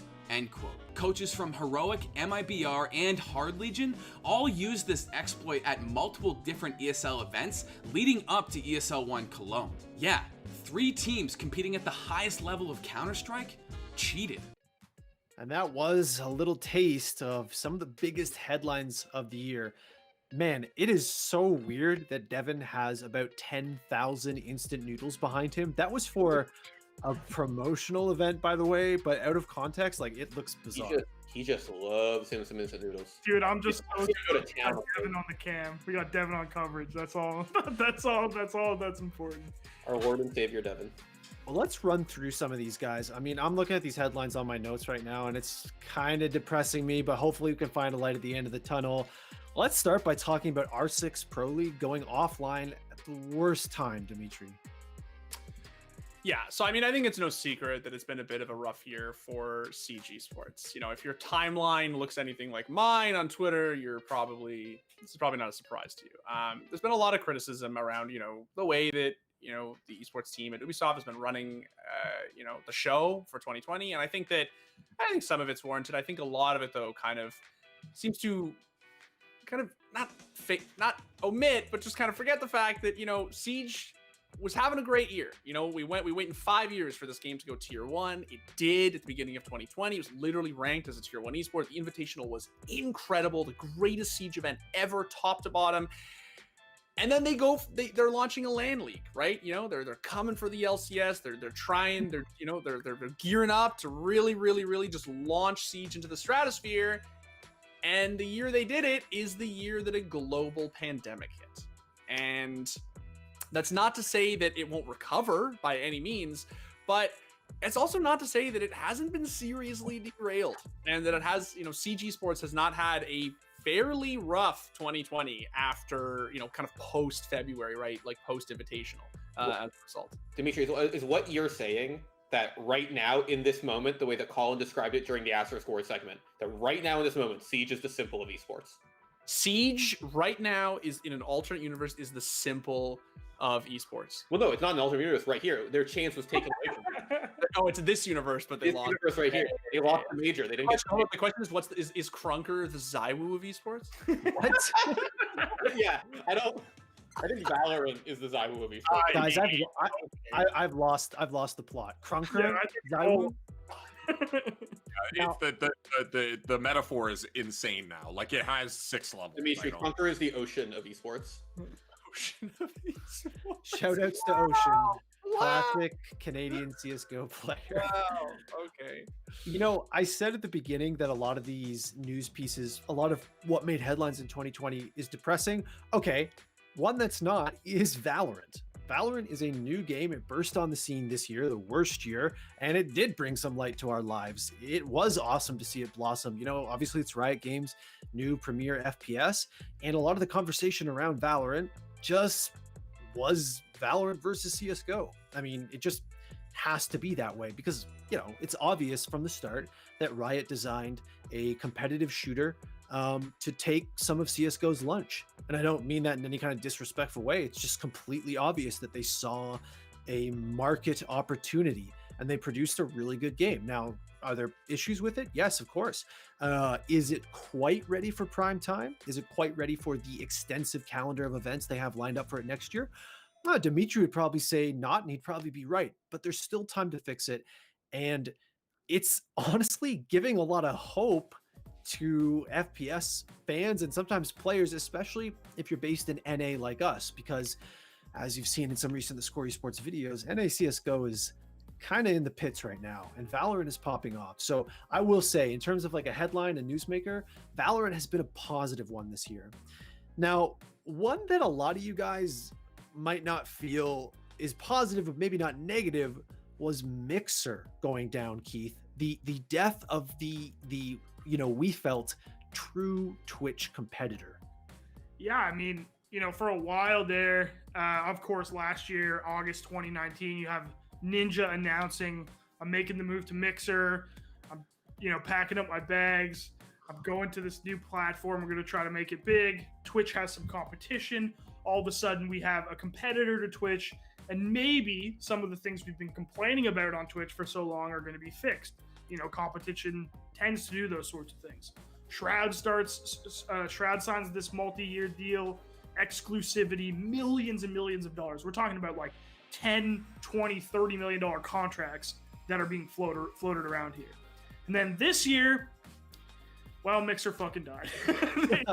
They announced that they were folding up the live streaming platform, that they were shipping all of the partnered users over to Facebook, that Ninja and Shroud were free to go. Ninja with $30 million extra dollars in his pocket, and Shroud with $10 million extra dollars in his pocket. And it was pretty sad, honestly. And I mean, for a lot of people who were partnered Mixer streamers, it was very sad.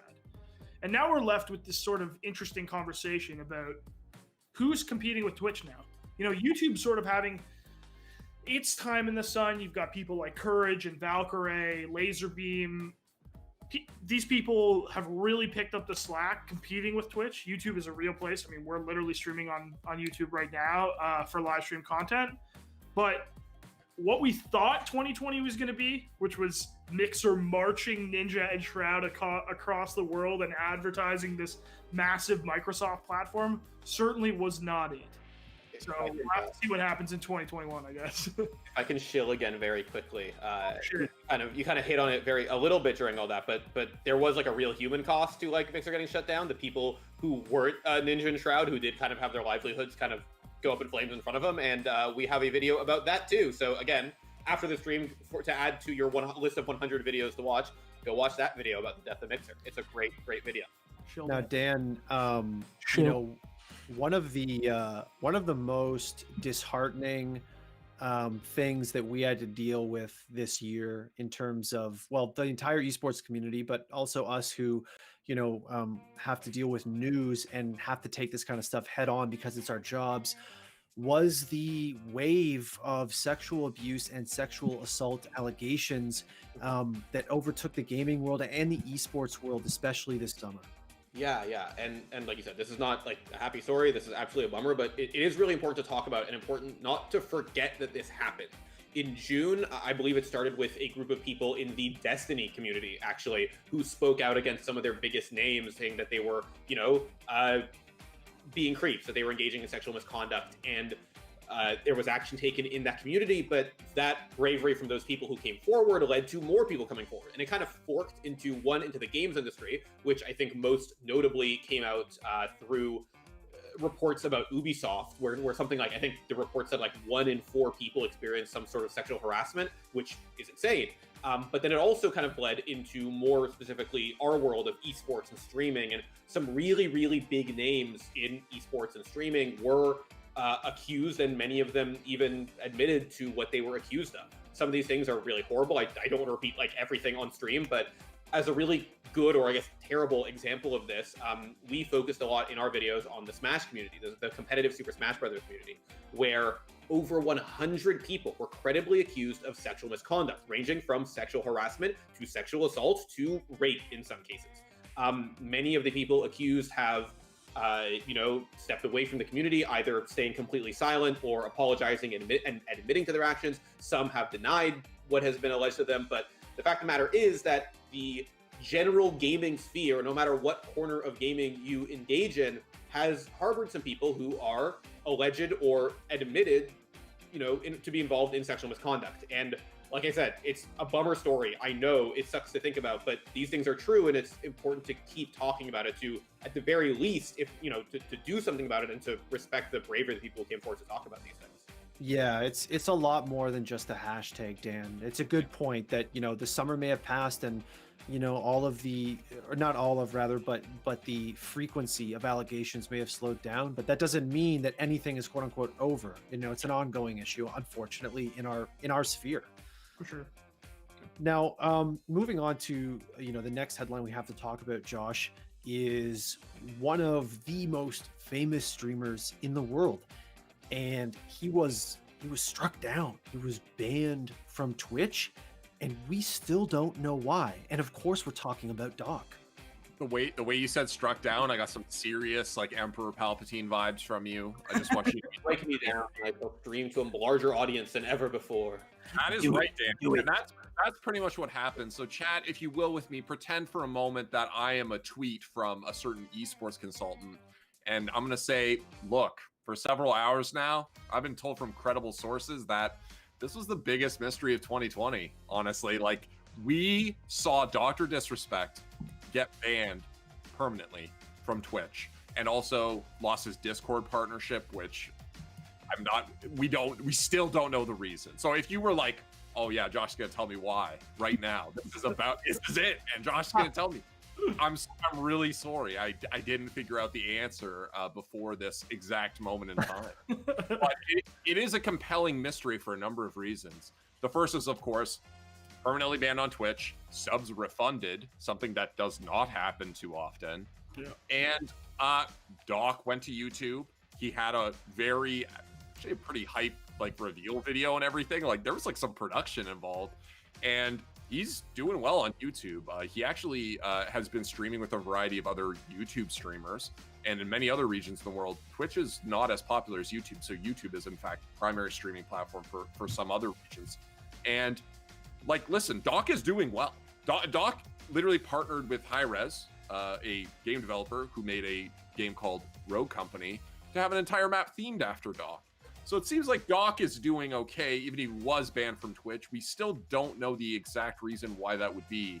The initial reaction, like I said, kind of led us to believe that it was something extremely serious. Just Twitch's reaction, the immediacy of it. And the timing. Don't forget the timing. It happened during a lot of these, allegations of sexual misconduct. So I think a lot of people were thinking that maybe it was connected to that. Obviously, we still don't know, but it was definitely in a lot of people's minds. Yeah, and obviously there was never a statement made, so there was no actual connection made between this issue by like Twitch or anything like that. Yeah. But we still don't know the answer, and I'm sure that there's all sorts of crazy theories that people would love to throw out in the chat and just share with us. Write your fanfic to us, please. Oh, Josh, I was really hoping you were going to tell us why he was banned, man. Come on. Yeah, I was gonna like make something up, but I honestly don't. Don't do that. He got hit by the Shun Goku Satsu, and he just got banned. That's what happened. Whoa, that's some next level deep cut Street Fighter stuff. Now, Dimitri, it's time for you and me to dice it up a little bit, and there's more to dice up than when I wrote the outline for this show. And we're going to talk a little bit about CSGO's various scandals this year. Unfortunately, it has not been a great year for CSGO overall, not just because of the LAN thing, but, earlier this year, we had a huge coaching scandal that erupted in the esport that basically rocked it to its core. Why don't you take us through what happened? Yeah, I mean, it's a bug or an exploit that, as I'm sure most of our community knows, has now been shown to have been in the game for, it seems like, years at this point, essentially. And, it resulted in a lot of coaches being punished, and it put a lot of tournament results into question. On the in terms of sheer scale, like that is the sheer number of results that were affected, the sheer number of players, coaches, teams that were either directly or indirectly implicated, I think it is very fair to call this the biggest, literally biggest cheating scandal in the history of CSGO. And I think that we are still kind of reeling from the effect of it, especially because of what, the second scandal that you've already referred to, Colin, it seems like it's just not really, going away anytime soon. No, it's not. And just to keep on the coaching thing for a second, I mean, it's just so kind of like disheartening to learn that so many coaches have used this bug with the knowledge of the general public for years and years and years. And the list of banned coaches is massive, and it's not done. We are supposed to get the final list in October, and the last I heard when I talked to somebody involved, we might be looking, more around January at this point. So, like, it's not over. But not only is it not over in that regard, it's not over because new scandals keep popping up. The Esports Integrity Commission, ESIC, last week released a report that there is allegedly widespread stream sniping cheating happening at the top level of CSGO, which is just like, oh, great, that's all we needed, right? Earlier in the show, I referred to why, online CS is like become something of a nuisance, not just because it's less competitive and, LANs are the ultimate competition, which I strongly believe, but because this stuff keeps popping up. And there's been drama even more recent than that, having to do with tournament organizers requiring audio and video feeds from players and teams. There's been so much back and forth on Twitter, and it's just turned into a gross mess, honestly. It's hard to forget that this is also like behind all of this, it's actually also literally the greatest year CSGO has ever had, right? Like, we're thinking in terms of player numbers. In terms of player base. Yeah, it's crazy, right? 2020 was a crazy year for Counter-Strike. Top to bottom, just a nutty year. And obviously all of this is really depressing, but it's also super easy to look at it and be doom and gloom and think like, oh my God, like everything's offline, competition's going to shit, the game's going to shit. Clearly not, right? Like, these are problems that have to get fixed, because the game is literally healthier than it has ever been. In terms of player base, yes, but I would argue that the esports scene, which obviously is what we tend to focus here at theScore Esports, is just kind of in a gross spot. Like, and Dimitri, all I'm going to say is I don't think we're done. I don't know if anything else is going to happen in 2020, but I don't think we're done with the bombshells. So just hope that the esports scene gets through it like we've gotten through a lot of other problems. Like you said, the game of Counter-Strike, healthier than ever, hit 1 million players multiple times this year, actually. Yeah. So we're looking good on that front. Yeah, I actually saw a tweet that from somebody at ESL that they're trying to do something for NACS, which is like very exciting to me. I don't know what will happen. Well, they have to make a committee to save NACS. That's literally what they've done. Well, that's thank you for bringing that up, Josh, because that's not even something that we talked about in our headlines. But like, NACS is in so much trouble. Teams are folding. Teams like 100 Thieves, who have lots of resources, are getting out. Teams like Chaos, who are young and plucky and have a great future ahead of them. Amazing future, can't even get an org to sign them, right? It's disturbing. And then some of the guys who are left, like your Complexities and stuff, they're just playing in Europe. So like, are they NA? I don't know. Yeah. Anyway, it's obviously a problem. There are a lot of headlines this year, as you already pointed out, Colin. So there are a lot of things that we sort of like glossed over or didn't like really go in depth, obviously. But CS going forward, it will be a story to watch. It is by no means like headlines are done and we're good, we're moving on. Going to be a lot more, I think. So. And I'll close the point by saying, 3-4 months ago when I was watching, Liquid, EG, Furia, Chaos, right, playing in NA, when all these teams were still, together and playing in Pro League, I had more fun watching NACS this year than a lot of other CS. And it's crazy to me that this is how the year is ending. 3 months ago, I would have told you, oh, NACS is dead. Like, don't, come on, nothing. Like, just watch. But I have to say I'm legitimately worried. I wasn't worried ago. I'm worried now. You gotta be. Yeah. But what I'm not worried about is our next award, which we call the Like and Subscribe Award. I think you guys can kind of figure out what that is. It's our Content Creator Award. It's our way to recognize who was killing it on Twitch, on YouTube, Instagram, TikTok, whatever. Any content platform you can name, who was the GOAT this year. Now, that doesn't necessarily, Keith, just mean who had the most subs or who had the most people in their chat, right? Yeah, I think the important thing when we talk about awards like this is that it's not just about viewer count. It's really easy to sit around with your friends and, like anybody who's a fan of Twitch, you watch those viewer counts. You see, like Ludwig is, he's rising on the charts. This guy's streaming to 30,000 people. Tim's streaming to 70,000 people. Nick Merckx is doing this. Tifu's doing that. But the reality of it is when it comes to Twitch, when it comes to content creation, and when it comes to this specific award, what we're trying to do is blend all the attributes. What are your viewership likes? How much are you growing? Are you doing new things? Are you trying new things? Are you experimenting? Are you bringing something to content that we've never seen before? And so we try to balance all of those characteristics when we make our calls for this award.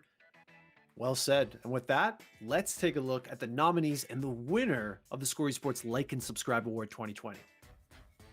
The nominees for the 2020 Like and Subscribe Award are Hassan, Hikaru, Hiko, Tim the Tatman, Valkyrie. And the winner is Hassan. Just so I get a DMCA, dude. Here, on mute. Yo, I can't believe they're playing this, dude. You gave me so many mixed signals, dude. You gave me so many mixed signals. You said you finished your task, and then you said you have 3 more tasks. What am I supposed to think? Yeah. Oh! Oh, that scared the shit out of me. All right, welcome back, guys. Hope you enjoyed and agree with our nominees and winners. And if you're not 100% sure what Hassan is all about, for example, well, it's my turn to shill now. I'm gonna let you guys in on a secret.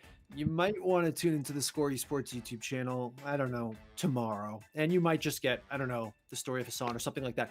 Anyways, I'm going to let Keith talk about Hassan in a minute. But before we do, let's give some love to our nominees. And I'll start this one off, guys, because Hikaru was somebody that I pitched really hard.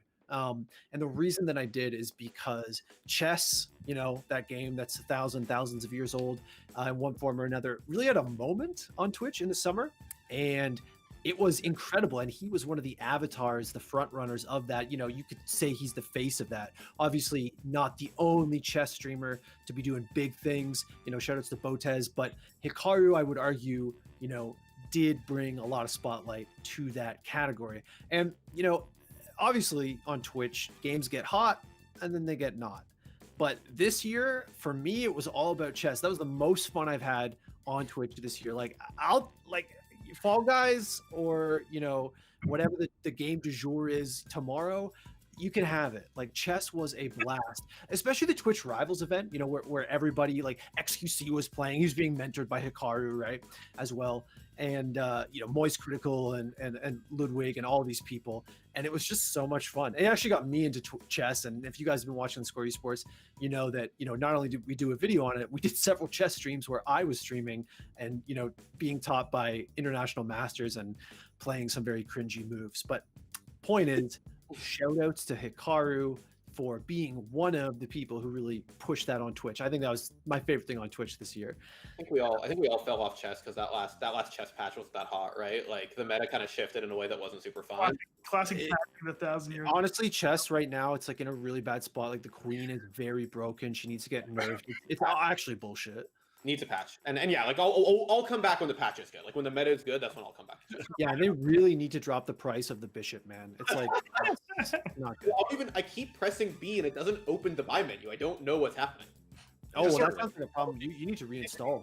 I think the next person, I'm talking about Tim the Tatman, but before we do that, I just want to point out the irony in Colin, the Score Esports resident boomer, choosing chess as the Twitch game of the year over Among Us. There's sweet romance going on. I just think chess was a lot more fun than Among Us. I'm not saying it was bigger or whatever. I couldn't possibly say that. I'm just saying for me, I had a lot of fun watching chess content on Twitch. I mean, XQC, with his wooden shield tactics, playing chess, was the most fun shit, dude. To me, that's better than Among Us. I'm sorry, I'm a boomer. I get it. Honestly, Colin, I totally get your excitement because I also, when we started doing stuff about chess, I was like, what are we doing? Why are we doing stuff about chess? And then my brother hit me up one day and he was like, yo, I got 3 Soviet chess magazines from the 1960s. I'm really into chess now. And I was like, okay, so this is real. This isn't just a pet project that Colin is trying to push for some weird reason. It's real. It's chess is huge in 2020. It I is. love it. No, I love it. You know who else was huge in 2020? Tim the Tatman. Yeah. So I think in many ways, Tim's inclusion on this list, he is kind of the view shark of the bunch. Obviously, everybody likes Tim. Everybody watches Tim. This guy pulls in huge numbers. And in 2020, he was part of the driving force behind Call of Duty Warzone, the new battle royale, the kind of new sexy battle royale that usurped Fortnite finally in 2020, much to my sadness. And him and Nick Merckx, they really brought in a ton of viewership streaming that game. And I think a lot of people found Twitch through that. A lot of people found Call of Duty through that. It was kind of a really cool era for the Twitch scene. And me personally, my favorite 2020 Tim memory was being right there with 250,000 other people watching Tim try to get his first crown in Fall Guys. Maybe one of the best 2-week memes in the history of Twitch. That shit was so funny. Oh man, I'm not gonna lie. Like, I said before, I wasn't as interested in Fall Guys, but that moment, the game where he wins the crown, I was nervous. Yeah. Okay? Everybody's there like, oh. That's how good it was. I was nervous. And I remember our Slack went crazy when he won. Like we were all in Slack and like people were watching and there's like, he did it. And it was so cool to see like Nade coaching him. Like, it's okay. Dude, it's so funny. You got this, man. You got this. It was really good. It's worth a rewatch. If you haven't watched it, you should go watch it because Tim's desperation is extremely palpable and the like exhilaration when he wins is so good. Such a great. Now, you know what else was so good, which was this year internally, you guys in chat don't know this, but Keith was sort of like discovering the goodness of CSGO, and he still is, like, slowly or whatever. And that was such a heartwarming thing to see. And I think it kind of started with another nominee on this list, which is Hiko, who, as you guys know, became quite big. Obviously, already a great legendary CSGO player, but for the general zeitgeist, became quite big on Twitch again, playing Valorant, Dimitri. Yeah, Hiko. A lot of people don't know this, but Hiko is a very OG CSGO streamer. Like, I'm talking, like, he was one of the first pro players to start really encouraging players, not just in NA, but like internationally, to build like a so-called personal brand, right? Like to be a content creator as well as being a competitor. And he was a successful CS streamer for a very long time. Like 2 years ago-ish, right? Like, or 3 years ago, I guess now. His numbers were really good. Like, he was streaming to thousands and thousands of people. He was doing really well. Of course, back then, CS was slightly more popular on Twitch from a content creator standpoint, and his numbers certainly fell off, mostly I think because he was also playing and he was kind of not as active as he used to be. But anyone knows me knows I'm a huge Flom stan, and I was watching Hiko stream religiously in the fall of 2019, CSGO every day, and he was streaming to on average 800, 700 people, and was always just an incredible streamer. He was a high level player who would appeal to casuals as well as advanced players. Just such a positive force in the server, so lovely to watch. But not a lot of people watched him because he was playing CS. And then Valorant came out. And of course, like a lot of these CS players, he flung to it immediately. Needless to say, in the span of 4 months, he went from 800 average viewers to 18,000. The guy is a juggernaut on Twitch now. And I would summarize it by saying that I think 2020 is the year that Hiko finally became the streamer that he always should have been, the one that he was destined to be, over and above the obviously competitive achievements that he's getting on 100 Thieves now. Just as a streamer, I think that he's finally getting his. Jeez, those numbers are insane, dude. Yeah. Hell yeah. Hiko. Stan Hiko. Stan Hiko, but you know what? Stan Valkyrie, because Josh, she has opened my eyes, honestly, to what successful streaming on YouTube is. I mean, I think you hit the nail on the head that there before Valkyrie, there was some question as to why YouTube wasn't as big a streaming service as it certainly had the potential to be. And in some ways, I think it may be unfair to say that, because like I alluded to earlier, YouTube is actually very popular in many parts of the world where streaming on Twitch, because of servers or a lack thereof, obviously, is not really that possible. But Valkyrie really had a massive year. I think, honestly, for her, this is an incredible breakout year. YouTube showed itself to be a very viable platform if you want to make it your primary platform. She's done that. We actually did do a story of Valkyrae very recently, so if I don't shill that, I'll get in trouble. So definitely go check that out. I did the voice for that, so if you want to hear me talk more about Valkyrae, you literally have an option. You can hear me talk more. Very, like, I think it's like 20 minutes or something, right? So maybe it's like 15. I don't know. You can hear me talk about Valkyrae more. But right now, while I'm talking about Valkyrae, I also want to talk about the fact that she joined 100 Thieves. And this is something that isn't maybe rare. It's not rare to see a content creator join like an esports org, but I think it's happening at a somewhat faster pace in the sense that these esports orgs are realizing that streamers with huge fan bases, by the way, shout out to the Valkyrae fan base, all of the fans in the comments on that video were awesome. Like what a wholesome community. One of the things I really like about Ray, but like this idea that you should have content creators as part of an esports org because they're professionals at already making the content that you want to make. They're literally already doing that. It makes so much sense. So it's not just like when we saw XQC get signed by Luminosity or whatnot, although that is a big deal. These people are professionals. They now are at a level of production where an esports org can just sign them and be like, yes, please rep our brand, please rep our org. Valkyrae had an amazing year, a huge breakout year. Obviously, Among Us was a big part of that. So, I mean, again, we keep talking about how 2020 was a weird one. For Valkyrae, it was an incredible year, despite the struggles. And in fact, she has faced struggles throughout her life. Including finding video games at a young age. She had sort of a disruptive family life, if you're not aware. Very cool story. I was happy to voice it. So go check it out. But Valkyrae, obviously, a massive year for her.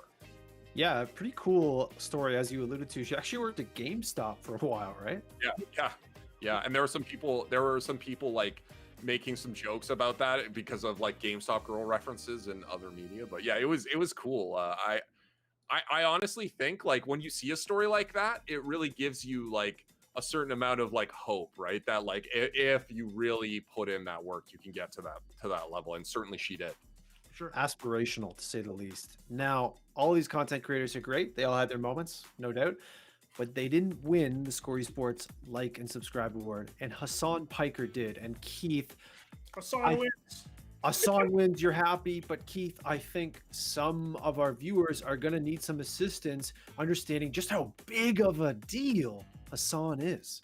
Yeah, so, I mean, obviously, I understand. I know that a lot of our audience, you guys are CSGO fans, you're League of Legends fans, you're Rainbow Six fans. You might not be, primarily scouring the just chatting section on Twitch. But the fact of the matter is, we created this award to pay attention to people who sort of change the mold in the content creation game. And I think Hassan embodies that in a lot of ways in 2020. This is a guy who finished the year with one of the most sub 2 channels on Twitch. He absolutely changed the game for what just chatting content meant. In the past, when you went to just chatting, you see Soda pop in, watching YouTube videos, XQC screaming. And this year, Hassan was streaming to 20,000, 30,000 people talking politics. And whether you agree with his politics or not, the fact of the matter is that is a pretty exceptional arc for a platform that is mostly associated with strictly video games. And I would be remiss not to mention those insane US election streams. We're talking hundreds of thousands of viewers streaming Among Us with AOC. There are truly some things that I never thought I would see on Twitch that happened this year. And without Hassan, it just wouldn't have happened. So this year, the himbo takes it home. Hassan, Like and Subscribe Award. Can I chime in? Because the thing that, like, the election night stream is the thing that, like, really stands out to me. And it's something we talked about when we were having our nomination meetings is, like, you just felt like Hassan's like doing like these new things on Twitch, but I also think he's doing like these new things kind of culturally. There's this really good article on Vice written by Gita Jackson that's called something on the lines of like Hassan Piker's stream is the future of election night coverage. And I very much feel like that is actually the case because it was more entertaining and more informative. And it was like, I am more engaged watching these results going in and more informed watching things going in and watching Hassan than I am watching like CNN or something, right? And like that's really cool, and I feel like it's like a very like large step forward for just like media coverage of politics, and he's one of the people at the fore of that, and that's really awesome in a way that I never thought would be happening on Twitch with a dude who also streams Among Us sometimes. That's a good point. I mean, he's only going to get bigger. Like, you know, we've got multiple generations of people now who have grown up with Twitch, and they're accustomed to, you know, consuming culture through their favorite streamers in some cases, right? And politics is culture. It's an essential part of culture. And maybe in 10 or 20 years, I mean, that's going to be it. Maybe nobody is going to be watching the evening news, and it is going to be Hassan. So, I mean, you know, we talked at the beginning, Keith, about this award being more than just metrics, although obviously everyone we talked about is a big deal on their various platforms. Yeah. Massive, actually massive. But equally massive is the impact, the you know, some might call it like a revolution he started. That kind of sounds kind of good. We should put it in a YouTube title. All right. On Saturday, shill. I'm giving too much away now. You'll have to wait till Saturday for that one, guys. Now, we'll wrap up our like and subscribe award, and we'll move on to what has to be the award of the night. The award half you guys in Twitch chat and YouTube chat have been waiting for, and that is Player of the Year. Do I need to explain it to you? Hell no.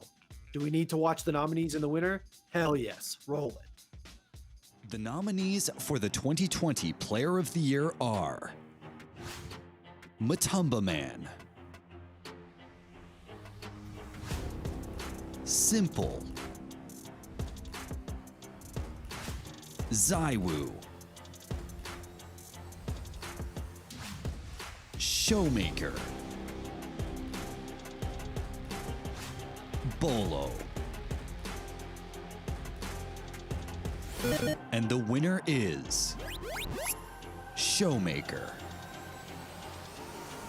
The Showmaker's coming in. He's going to get slept. There's no flash on your Jarvan. See you later. Basune. Oh, but can Showmaker save it? Flash is not available for Showmaker. Continues to step forward. One funds Mystic shots. Don't find the targets. He's shut down. Solo kill by Showmaker. The Death Realm, I believe, as he steps into the brush, and Smith has to get the heck out of there. However, he somehow survives. Smith certainly did not, as it's a double kill for the Kassadin. The triple kill, could it be the Penta? Quattro comes down, and now Bono should be giving over. Showmaker's pentakill as he charges up the Rift Walk. Rank 1 in Korean solo queue, and now rank 1 in mid lane pentakills for LCK Summer. There it is, ladies and gentlemen, your Player of the Year. It's kind of little surprise that Showmaker is the guy who won the League of Legends World Championship, and that Damwon was our Roster of the Year, but there's a separation between the two. There is nuance, and there is a reason Showmaker made it over all of these incredible players. But let's give them a little love first. And Dan, I want to start with one particular member of a Team Secret roster that we've talked about several times on the show already, and that's Matumba Man. Yeah, I mean, what can I say about Matumba Man that Dimitri has already said about Secret this show like 4 times? But the thing about Matu this year, right? Obviously, 7 straight grand finals, 8 if you count a show match. It's up to you if you do or don't. But listen, 7 straight grand finals. Should have been 1 TI, but there was no TI.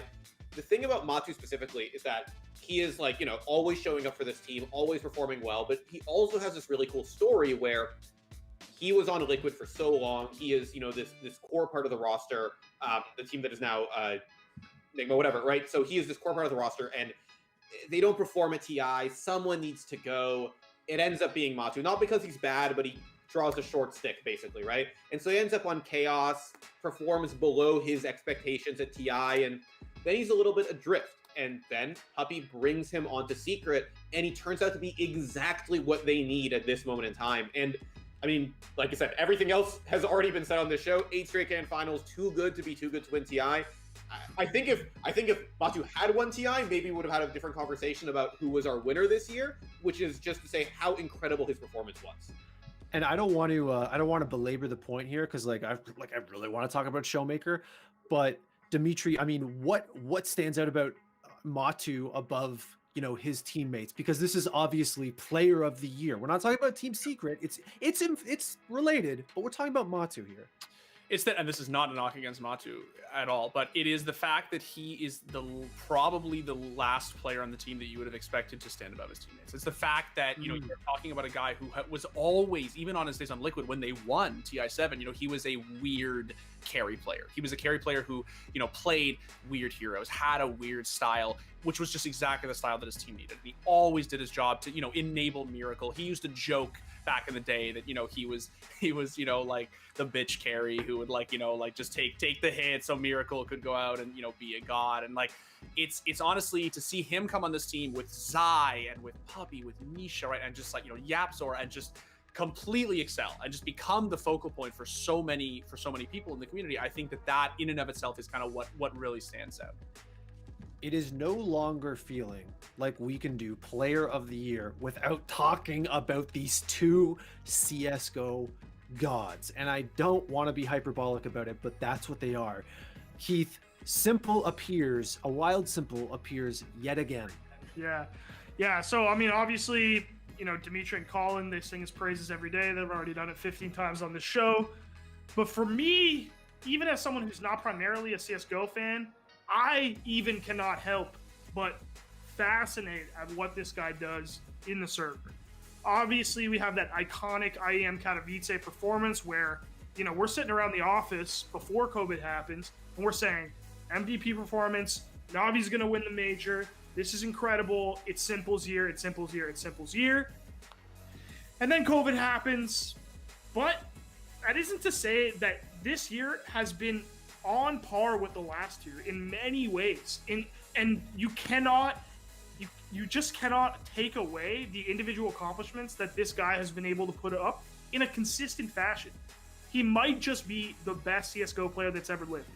And I want to point to one specific example that I saw on Twitter recently, because, you know, we're having this conversation back and forth all the time about ZywOo and Simple. And I saw Anders respond to Dimitri. It was Chris? I think it was Alex. Alex from C9. Newly Alex with C9. I saw Anders respond saying, in the argument between Simple and ZywOo, what are people's positions? And Anders' response, what I thought was very interesting, where he said, ZywOo is the guy that never makes a mistake. He's in the server and he plays CSGO in such a way where it's almost like programmatic. Like, you know, he is just like the perfect player. Simple's the guy that rewrites CSGO. He does things that you didn't think were possible, or that you thought were so stupid that they could never work, and then he clowns the other team. And for me, like, as a fan, as an outsider looking into CSGO, that's like what really defines a player of the year. Well put. And then for the umpteenth time in this show, you know, we have to talk about ZywOo right before or right after. In this case, we talk about Simple, and you even did it when you were talking about Simple, right? Because you can't help but do it, because there is a pantheon in CSGO. There is a god pantheon, and it has tiers. And on the S tier, I think, stand two people. You know, with all respect to Nico, to Coldzera, to the greats, you know, elsewhere and of yesteryear, I think the pantheon is two, and the other part of that equation is ZywOo. Do you guys remember when he was at that show match at the major, and he was just, who was this kind of kid? You know, you'd heard whispers about him, and I think it was Freya who was doing the interviewing, and every time she asked him a question, he'd go, no. Do you remember that? I don't know. Yeah. I don't know, because he couldn't he couldn't communicate as well as he can now in English, and that wasn't very long ago. And he has, in that time, cemented himself, I think, as one of the all-time greats. He'd have to have a pretty incredible fall-off. During the Hard Carry of the Year award, we talked about some of the stats a little bit. I mean, him and Simple have the best HLTV rating on the year, period, end of story. Most other stats you can find, they're neck and neck. One guy will be above the other, and then, you know, you change the stat and it'll be reversed, right? What he does in the server is undeniable. And you can look at it through stats, and you can look at it through highlights and, you know, guts and hype. And he checks every box in every single way. Simple is the greatest of all time. ZywOo is the future greatest of all time. Okay, look for him to win championships as long as he can find the right team. There's a reason Vitality's been #1 in the world this year, and the name of that reason is ZywOo. That excites me so much, Colin, as a friend, a fan, and maybe friend. I don't know, maybe a friend of French CS, not of ZywOo. I wasn't. ZywOo's my friend. We hang out all. I'm not saying that, but like as a fan of French CS, the idea that we could get a major and like France is in it, maybe like they could do it, and like just the incredible heights that he's already reached in his career, and you're sort of like, how much higher can it go? Like, how much better can it get? You know, it's exciting. I don't want to belabor too much on him, but like, you know, it's not just Vitality, right? Like, you know, like Josh is an OG French CSGO fan, right? And like, you know, Kenny, with that clip of Kenny on Twitch, right, talking about, you know, like ZywOo, just like when Kenny first saw him for some play, it like infuriated him. Like he was pissed, right? He was just like, who is this kid coming for my crown, right? And like it inspired Kenny to, you know, become great again, right? And like I think, you know, G2 obviously they just got Nico, and like G2's looking hot too, man. Like French CS is like back and in a big way, and I think that it's definitely because of ZywOo. I don't think it's unfair to say that at all. I don't think so. I have a question. We really want to talk about Player of the Year, but I have a question because Colin's saying, you know, Simple is greatest of all time, ZywOo's the future greatest of all time. Which of them wins the major first, if at all? I honestly think that Simple does. And I know that's kind of weird because he absolutely seems cursed to, but you know, he is in a region because Counter-Strike is so regional, right? Yes, there are international rosters, of course. I mean, you know, look at G2, et cetera, et cetera. But a lot of the success we see, it still comes from rosters who speak the same language. And, you know, Simple's in a region where I think there's a little bit more fresh talent that's afforded to him. There's a little bit more depth to that pool that he can pull on. So, you know, look at his number 2. It's electronic, right? You can't do any better than that. They got the new guy in Perfecto and whatever. And don't get me wrong, Vitality have several new guys who look incredible. But with the French scene, it just you know, seems to be the same names that come out of the hat every single time. And yes, you know, Shox has had a good year, and yes, Kenny, yes, the fire clearly has been lit, and they're incredible players. They're great, but I mean, they are the greats of old as well. And so I just wonder if ZywOo is going to get there with, you know, Apex and RPK and them, or if it's going to have to be Masuda and his crowd, if it's going to have to be a new blood roster. So I think today, Simple's in a better position. I have only one response to that, Colin, which is Okay. look, I'm the biggest Navi stan like you can find, certainly in the West, like in NA. Yeah. But I have to say, right, Simple, the only thing I would say to play devil's advocate is that Simple is combating a different curse, like an additional curse, right? Is Navi, right? Navi are, by some reckoning, like arguably the greatest 1.6 team, 1.6 roster of all time. 4 consecutive 1.6 majors, right? Finished the golden age of 1.6, the greatest. They have never won a major in Go, right? And from the Guardian days way back with Zeus, right? They have never ever managed to do it. And I would say that, you know, it's not just the quote unquote simple curse that is being combated, right? But this team, this great org, one of the greatest in Counter-Strike history, who have been trying to get a Go major for so long, since literally the beginning of CSGO. They've been trying to do it, and they have yet to do it. You just think there's too much history, basically. I'm saying that, you know, it's one of these things where it is, you know, the French have won 2 majors, right? And, you know, Kenny's won 1, Shoxy's won 1, right? You know, France has done it. You know, Navi and CIS, right? Like obviously Gambit won, right? But yes, but Navi have never done it. And I'm just saying that I think that, you know, Simple's got 2 hills to climb, I guess. What I say, like there's a personal hill, and then there's like that kind of larger regional hill that he's also if we have to wait and French CS can get another major in the meantime while we wait for the curse to get even worse, then I'm okay with that. But obviously, seeing Simple, like, imagine when Simple hoists the trophy when he wins a major. Like, just imagine that. Like, there's so much. There's Guys, so much. We're getting ahead of ourselves because there's got to be a major, and right now there ain't one. True, baby. Now, I'm gonna 2025. Ooh. Now, you know, we haven't even reached our actual player of the year because we're getting so hot on Simple and Zywoo. But, you know, as much as Zywoo is a young phenom who has crushed it out of the park from his rookie year to, you know, his sequel, so to speak, Bolo Dimitri is, you know, to my mind, Rainbow Six's phenom. Yeah, this is one that I really hard pitched for my boy Blylo. I think that, you know, it's this is like, I was joking in the rehearsal that like this is kind of like, you know, like a weird Keith moment I'm having where like I kind of wanted for Bolo here for player of the year, I kind of wanted to kind of splice a little bit from the like and subscribe and, you know, the player of the year in the more traditional sense, right? You know, this year Bolo, you know, gets top 3, third at his first invitational, hits 1 million subs on YouTube, gets his very own Twitch charm, which after that happens, I think he becomes like the 4th most subbed channel on Twitch. You know, he wins the NA mini major after like 3 consecutive second place finishes. In a year where a lot of esports players and, you know, personalities like struggled, and understandably so, right?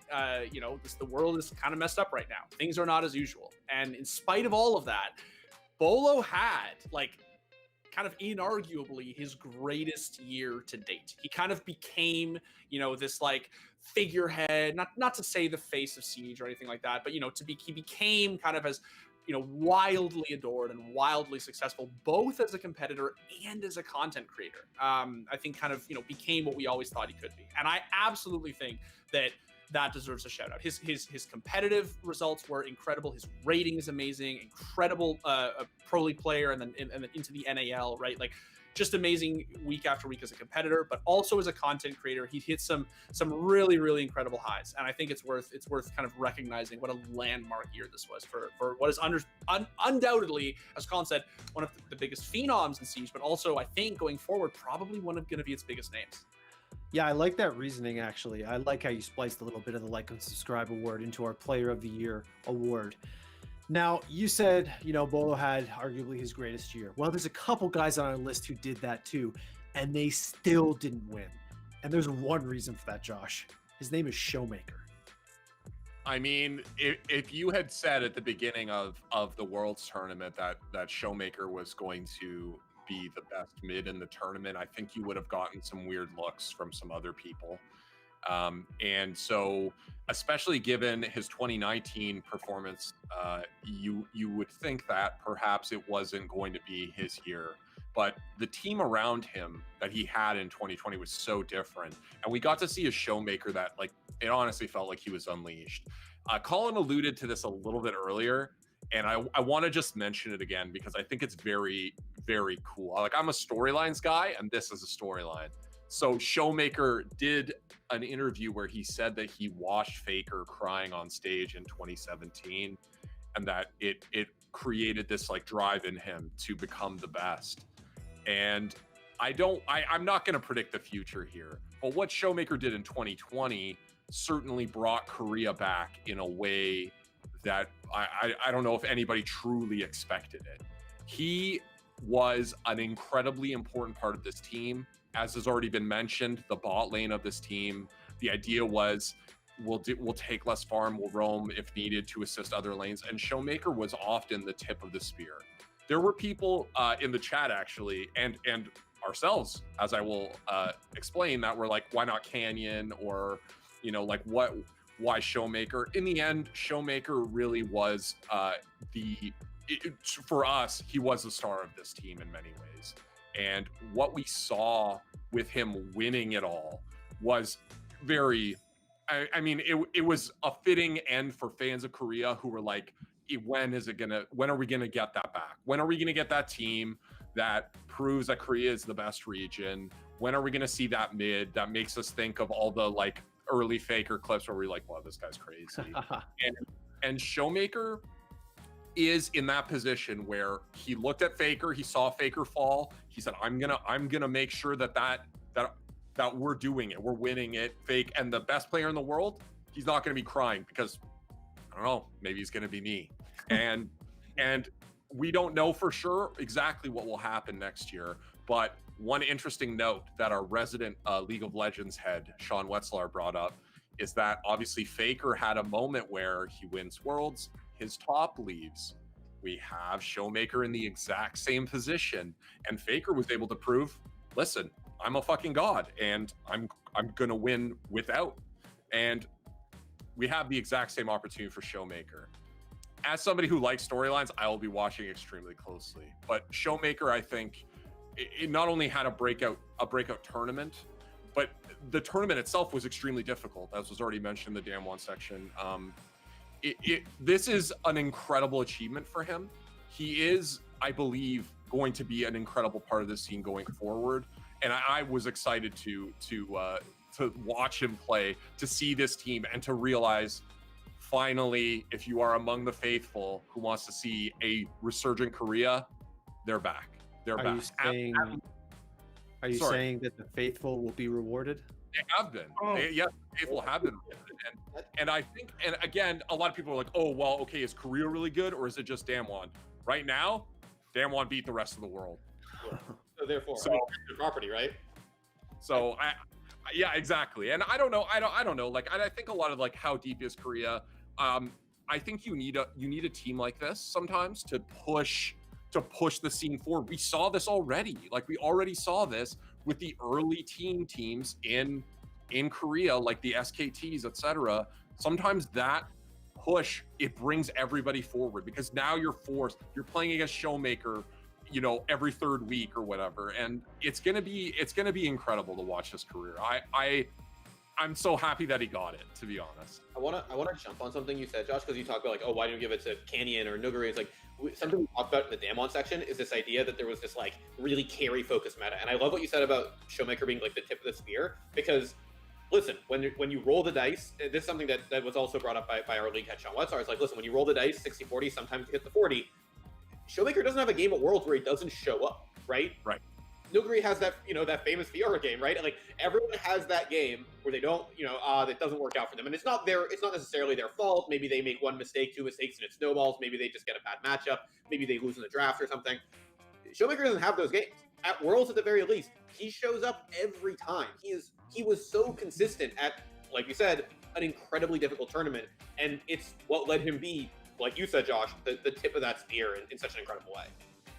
Yeah, I mean, sorry, go ahead, Colin. No, I'm just reflecting, like, it's on what you said, Josh. It's so tantalizing to imagine a future where he not only fulfills the destiny of, the being the next Faker, but surpasses him. And I like when you made that comparison to, like, when are we going to get, who is going to give us those moments like Faker did, that light us on fire and make us feel electric, and that we want to replay 10,000 times. Who's going to give us those moments where we, as I did, we react. We're watching traditional sports and we react with look at the cleanse, look at the moves, right? Who's going to give us those next moments? And it's so tantalizing to imagine, like, it could be him. We could be looking at him. Yeah, obviously it's impossible. Like, we've definitely seen players win Worlds and drop off. Yes. It's happened. I personally, from what I saw from Showmaker, the fact that most of his team is intact, I mean, they added Khan to their top lane. Yeah. You know what I'm saying? Like, their team looks good going into 2021. So I am not going to predict the future and say that Showmaker is definitely the next Faker or anything like that. But what we saw would suggest that he has a long and honestly extremely hype career ahead of him. Oh, yeah. You make me want to watch Worlds again. Like, you make me want to go back and our earlier talk about Huang Fong and Damwon as a whole. Like, I just want to watch both those bracket runs again. He played Galio though, but does he play? Galio was played at Worlds a ton. Galio was played at Worlds a ton. He showed up to Worlds. He himself appeared, blessed everyone with his presence. You're right. He actually did. You're right. Play Galio once during the. Am I wrong? I think he may have played it in one game. I honestly am not sure. I should have that match history memorized by now, right? I should have his whole match history memorized. The thing about Showmaker and Damwon that keep coming up is just like, listen, they just won Worlds so hard that people are already saying, man, they could do it again next year. That doesn't happen. You know what I mean? Nobody rolls a world championship nobody demolishes the competition in such a crazy way that everyone's like, yeah, 365 days from now they could probably do it again. That's exactly what people are saying right now. That's crazy. I don't know when anyone's ever done that with like a major or Worlds or anything aside from like maybe the SKT dynasty. But even then, SKT is the closest example, and perhaps do not blame me if it doesn't happen, but perhaps the most pertinent one, I think. You don't really always have that feeling, like you said, of, oh, they could do this next year. With this team and with the roster they currently have at this moment in time, I don't know. It seems so possible. Like, it seems like betting against them. If there were bookmaker odds right now, I feel like they'd be the top choice. I don't know. Man, well, it's been an incredible award show. We're going to stick around for a while. We're going to hang out. I mean, all of us are so juiced, I'm sure, after talking about all of this stuff. All of us have been reading chat, by the way, as well. We had to get on with things. We have to give out the awards. If you guys came late, I mean, you came late, but you're going to get a second chance to watch the awards next week in VOD format. So stay tuned for that. Don't forget to check out those videos. I want to just address some funny comments I saw in chat. Colin, can I interrupt you for 1 second before you do that? Because I want to give chat. I have something very special for you, Colin. Colin McNeil. Okay. I want to tell everyone this. Colin actually has no idea what's happening right now, because last year Colin said something. He said something very specific. And Colten, if you could roll the tape for us right now, What is happening? Rolling it now. But I can't hear. The major problem for real is Astralis, because they won last year, and I'm dead serious when I think, like, they not only could, I believe that they will win next year. That's how dominant they are. You putting money on that? Are you Am I putting money on it? Are you trying to bet? Yeah, I'll put money on it. So Astralis versus the rest of the world. Okay, $50 Astralis versus the rest of esports. 50 Justin Trudeau Canadian dollars. I'm taking that. Astralis. I'm in. I'm taking it. If you guys watch CS:GO, this Astralis is the versus worst the rest bet of your esports, life, man. It's like an easy win, man. Easy money. Now, as you can see, Colin, we just did a whole award show where the word Astralis did not get mentioned once. They were not nominated. They did not win. So I'm here to collect my 50 Justin Trudeau Canadian dollars. And I'm also here to collect my. I think. Can me and Josh get in for good measure? No, you guys. No. You guys weren't there. That's not how this works. I think that I should be absolved because of COVID and a lot of other things. Look, Astralis, I would be right if there was a major, and if Astralis didn't decide to, like, I'm not gonna say decide, if some of the players hadn't been burnt out or been having issues and left. Astralis is good right now, everyone. Astralis is good again. It's just in summer, a couple key members left and some guys came in last minute, and we all wanted, Zipix and Glaive to get well and everything, and they weren't the same Astralis. So how can you blame me? These are good. $50. $50 is also good right now. I've heard. No. I also want to point out this is the problem with working in video on demand media, man. There's always receipts. Yep. I literally don't remember saying that. I didn't know you were going to play that clip. Like, I'm so annoyed right now. The best part is that he literally at the beginning of this award show, Colin was talking about how in his mind, Simple won the major this year, which means that there's two. Astralis could not have won the major. Damn it, Dimitri. Damn it. Stop. Just cut it out. Stop. All I'm saying is that no one said the word Astralis until now. I did, but I said it. The context I said it in was they weren't good at the start of the year. It's like I literally said that. So I kind of shot myself in the foot there. Yeah. I admit that. I did my segment. Thank you, Colin. I can't believe you did that. All I wanted to do was address the comments in chat about who the man is behind me. I forgot that was there. It's like Harrison Ford. So it's a very specific Harrison Ford movie, though, right? Like it's not Star Wars Indiana Jones. No. Can you guys in the chat guess what Harrison Ford movie this is? I would love it if you could, because I bet you can't. In the meantime, while you guess that, there was also a funny comment about our awesome color coordinated sets, and someone was like, "Oh no, it's because they're one big room." We're really actually not. I'm not reaching into Colin's screen right now, or to Josh's screen right now. COVID is a thing, and look, I love Josh, but he's not in my circle. Okay, he's not in my circle. Yeah, look at my room. There's literally exposed concrete and only drywall for the first 4 feet of my wall how is Dan's room or Keith's room the same room? Like, I'm literally in a basement right now. How where is Dimitri's like overhead lighting that I don't have? Where's Colin's overhead lighting that I don't like? Come on, guys, use better detective skills. I want to hey, detective skills. Some of these people thought we pre-recorded this, okay? So, you know, they're not exactly Sherlock Holmes. Someone in the chat requested Blade Runner quotes, and I'll just say one thing. I'll just say that, you know, because of COVID, all those major moments will be lost like tears in rain. Time to frag. Dude, my whole body is cringing, man. Yeah, that was. Hope you guys enjoyed that. On the applause.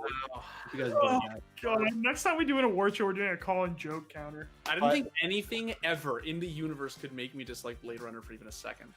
But I did. Did I do it? I almost did. That was close, eh? Yeah. The chat, by the way, still hasn't got it. They're saying like Blade Runner, Crystal Skull, Fugitive. That's a good guess. No, it's 6 days, 7 nights. Guess that. Someone in YouTube chat guessed that. Wait, someone in YouTube chat got that? Yeah, Jish B in YouTube chat. 6 days. Oh, my boy Jish. Jish. He also gets 50 Justin Trudeau Canadian dollars. No. Chat, we're reading you guys too. We can see you all. We like you too. Don't worry. We're reading all the chats. Yeah, we are. No. There was a lot of I definitely saw a lot of people wanting, like, predicting every time Simple showed up that he would win an award. This is again another year in which Simple did not win the Simple Awards. Oh yeah, that's true. True that, actually. I know. He created the Simple Award and did not give it to him 2 years in a row. It's pretty. I mean, he's cursed. I don't know what to tell you. Can't win anything. I want to just. Oh, sorry. Go ahead. I was just saying, you know, it's also crazy. Like last year, I know it kind of felt like we did the Score Esports CS:GO Awards. I know a couple of you guys had those comments, and this year, holy shit, did we not do that? Just because of the year, right? Yeah. We want to, just for the people who are late, because I've seen a lot of people ask that, especially in Twitch chat, do we want to like run through, like quickly recap who won each category? Do you think that's a good idea? We could, or we could just berate them for being late and say, watch the VOD next week, honestly. True. I think you guys should go to our YouTube channel starting next week and, you know, get that sweet awards drip fed to you, or watch our social media channels, so they'll spoil it too. Yeah, you can. There's plenty of ways to find out who won. I was gonna say it isn't incredibly uncanny. Just going off that point, Colin, it is very uncanny how much of an actual tournament, like Simple-esque tournament, this award show really was. He made an appearance in like virtually every category, individually, mechanically, fragged out more than any other person this award show, and walked away with that. And he didn't win anything. Didn't win anything. Yeah, that's true. His curse carries over into everything, eh? Do you think that he goes to a restaurant, orders something, and gets the wrong thing every time? Like, or like he orders delivery and it's always wrong, you know? Like, he never gets the sauce that he wants. Or they literally don't give him silverware. Like, he just literally doesn't get a knife and fork. Yeah, exactly. Something always goes wrong. Yeah.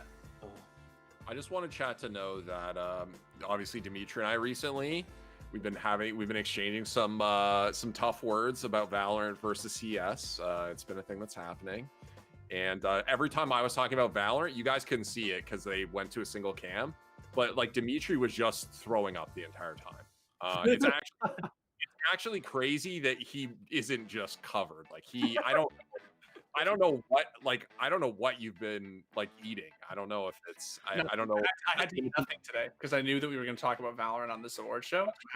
You're on the Flom diet today. You've only been consuming Flom content. That's it. That's all you. Coffee and Flom. That's all I was. Hey, that sounds all right in the morning, man. So guys, as we do, you know, wrap this up and we continue to obviously watch the chat, I want to give all of you, my fellow hosts here, just a chance to, if there are any, say any closing thoughts. Could be about the year we've had, could be about the award show we just had. It's up to you. Dan? I mean, I think the show was really, really fun this year. It was really fun last year. It's always really great to do these. I think 2020 was a really difficult year for a lot of people. I know it's like, it's not fun out there. The news is pretty horrible all the time. You can't see your friends. We can't go to events. We can't be in crowds and cheer, right? But like, you all came here to watch this, and it means you all come to watch our YouTube videos. And I've heard from a lot of people over like the last couple of months that like watching the Score Esports YouTube videos like brings them a lot of joy in these difficult times. And I want you all to know that seeing comments like that, these comments that I've gotten in like my DMs and in the YouTube comments and comments that I've seen in this chat, in both Twitch and YouTube chat, we read you both, we love all of you.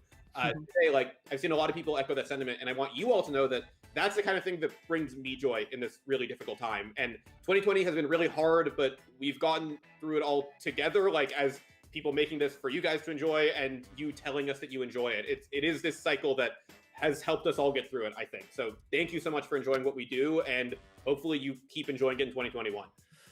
Damn, man. All right, get some tears in the chat for that. That was heartbreaking. Josh, heartbreaking. It was heartwarming. That's the wrong word. Heartwarming. Josh, I was gonna prompt you, but you might need a moment. You might need a tissue right now. I'm good. I mean, but one thing Dan did say that I think is actually kind of relevant is like, obviously, like we write about games, and sometimes it's about things surrounding games. And when the world is in a dark place, sometimes it's hard to like be like, well, why am I writing about whatever, right? Like, what, you know, I'm writing about like a tournament, or I'm writing. But the truth is that when you see people like enjoy the content and you see them say like it helped them in some way, obviously not everything you make is going to help everybody, but it's nice to know that like, yeah, I mean, we're still helping people get through it in a very small way, and not in like a huge way, but in a small way. And I love that. So thank you, Dan, for talking about that, because it's cool to see people react to it. Thank you, Josh, for thanking me, but thank the fans, right? They're the ones who let us keep doing this. Yeah. Man. Yeah, I'm known for my humility. Well, that was well said, Josh. And also want to address a question in chat about whether you and I are brothers, not by blood, but we are from the same hometown. So I don't know. Yeah, true. We have a lot of shared experiences that we actually found out about like after we met each other, because we are like, you know, in this town. So, and it's a great town. It's a beautiful town. It is. Happy to be here in a town we won't mention. Keith, you're in another town entirely, not in the same room, in fact. Yeah, not the same. I don't know. How are you feeling? I'm feeling great. I mean, I don't know if I'm as I don't know if I can put my sentiment into the same words as Josh and Dan, but I like doing videos. I like we've been able to reach some new sort of communities in 2020. You know, I'm going to keep playing games, doing fun things. You know, I guess the biggest takeaway that I've had from COVID is just like, I think, God, this is going to be so fucking sentimental, but I think basically in your life, you don't get very many opportunities where everything stands still like this. And, you know, for as bad as it is, there's a lot to learn from an opportunity to like reset. So, you know, glass half full, get your reset, and crush it after COVID's over. Guys, if you're ever feeling unsure about yourself in these troubled times, clip that, watch it again. Okay? You'll definitely be okay. You'll feel a little bit better at the very least. Dimitri, 4 tough acts to follow, but the floor is yours. Yeah, I think I have 2 things to say. One is that I think that we spent a lot of time, there's been a lot of discourse this year talking about what an asterisk year it was, you know, and obviously that's like, I know that's like maybe like CSGO specific terminology, but I certainly think that it's pretty much, you know, moved to most esports, certainly a lot of them. And I think that it's also worth thinking about the fact that, you know, COVID and this year, the circumstances, troubled as they are, gave a lot of, you know, players, competitors, people chances to be great. I think we've seen a lot of people come out of the woodwork, you know, and, you know, prove that they had what it took to kind of compete in this new format. You know, like at first we kind of laughed about the onliners and how nothing really counted, but I think that we run the risk of kind of taking away from some of the actually really great achievements that we've seen since entering quarantine in esports. I think it's been a really exciting year for esports in spite of everything. And I think that in spite of the fact that there are actually asterisks around certain things, we should actually celebrate a lot of the great achievements that happened in spite of everything. And the second thing is just that, going on what Dan was saying, which he put really beautifully. Yeah, I'm in a weird position where I, you know, kind of engineered this show idea with Miles like at the beginning of the year, and kind of, I filmed like 3 or 4 episodes of Offbeat. I forget how many exactly, but like it was that few before COVID hit, and basically have spent the better part of the last year of my life making the show, obviously among other franchises and shows, but kind of that one at home in COVID, weirdly enough, right? Kind of Offbeat's kind of got all of its life here, and the reception from the show has been so lovely, and the community has been so warm and so receptive to it. And I was nervous going into it that we were going to be kind of constrained and kind of feel inhibited, and we weren't really going to get a chance to kind of like solidify ourselves before we kind of went on this big shoot from home schedule. And I just want to say thank you to everybody for making me feel like the thing that I love to do, which I genuinely love to love to make videos like all of us, is helping you in these times, even if just a little bit. And it helps me to see those things. So just thank you resoundingly from everybody who's been so warm and so lovely throughout quarantine. Oh, warm and lovely. That's how I would describe that speech. Lovely. Now, before I sign us out, I need to give away one more award, which I just got the idea for in chat. It's the Hard Cat of the Year award. Josh Murray, please show chat your cat. This is my cat. This is my cat, Sunny. He's like, I don't know, maybe about 15 now, 14. We don't know exactly how old he is, but he's very friendly. He likes to cuddle. That's his. He likes to eat human food and cuddle. Yeah. So if he's winning, he accepts the award, but he won't. He won't be saying any words, really. He is purring. I don't know if you can hear it, but I don't know. Josh, is he the same cat who often joins us when you and I are doing a voiceover session, or is that a different cat? Yeah, because we actually bought him because we were at the Humane Society or whatever, and he immediately jumped into my girlfriend's lap, and it was like, oh, he's friendly, we like him. Yeah. But sometimes he decides to jump in your lap at inopportune moments, like when you're doing some voiceover, or you're trying to play Valorant or something, and yeah, it can be a little frustrating. But he's just a big suck for sure. Well, I could not possibly follow any of your heartfelt speeches, or particularly that cat. So all I'm going to say, it's mostly the cat, let's be honest. All I'm going to say is I echo the statements of my colleagues here, and I want to give, a specific shout out to everybody who watches the content, everybody who came out to the stream tonight, everybody who sends us messages of encouragement, hits the like button, comments, all that kind of stuff. And you guys too, like my fellow hosts and everyone who's working on this show and all of our shows, who work so hard in any condition, for any amount of time, do whatever it takes to get it done to the best of your ability. Everyone you're seeing on camera right now works their asses off. It was so much fun to do this with you guys tonight. It was a pleasure. Behind the scenes, we have Colten, our usual producer, who is just the only reason any of this stuff ever happens. He is a godsend, and he just, you wouldn't even know he was there tonight because he did such an incredible job. And that's to say nothing of our graphics team who created the amazing look of this whole show, the whole comic book vibe. That's their brainchild entirely, right? Shout out to our social editors who are modding the chat, who have helped create the videos, who are pushing things out, creating social content. Sebastien, who did the voiceovers for the nominees and the winners, and who edited some of these packs. Alex, who did the same. I mean, so many hands go into these projects, particularly this award show, that you guys don't see. So I want to give them a huge thank you and a huge shout out. It was a pleasure, once again, being able to put on the 4th theScore Esports Awards. Crazy year, crazy award show. But I loved every minute of it, and I hope you guys did too. And, for Daniel, for Josh, for Keith, for Dimitri, for everybody I just mentioned behind the scenes, I'm Colin saying, until next year.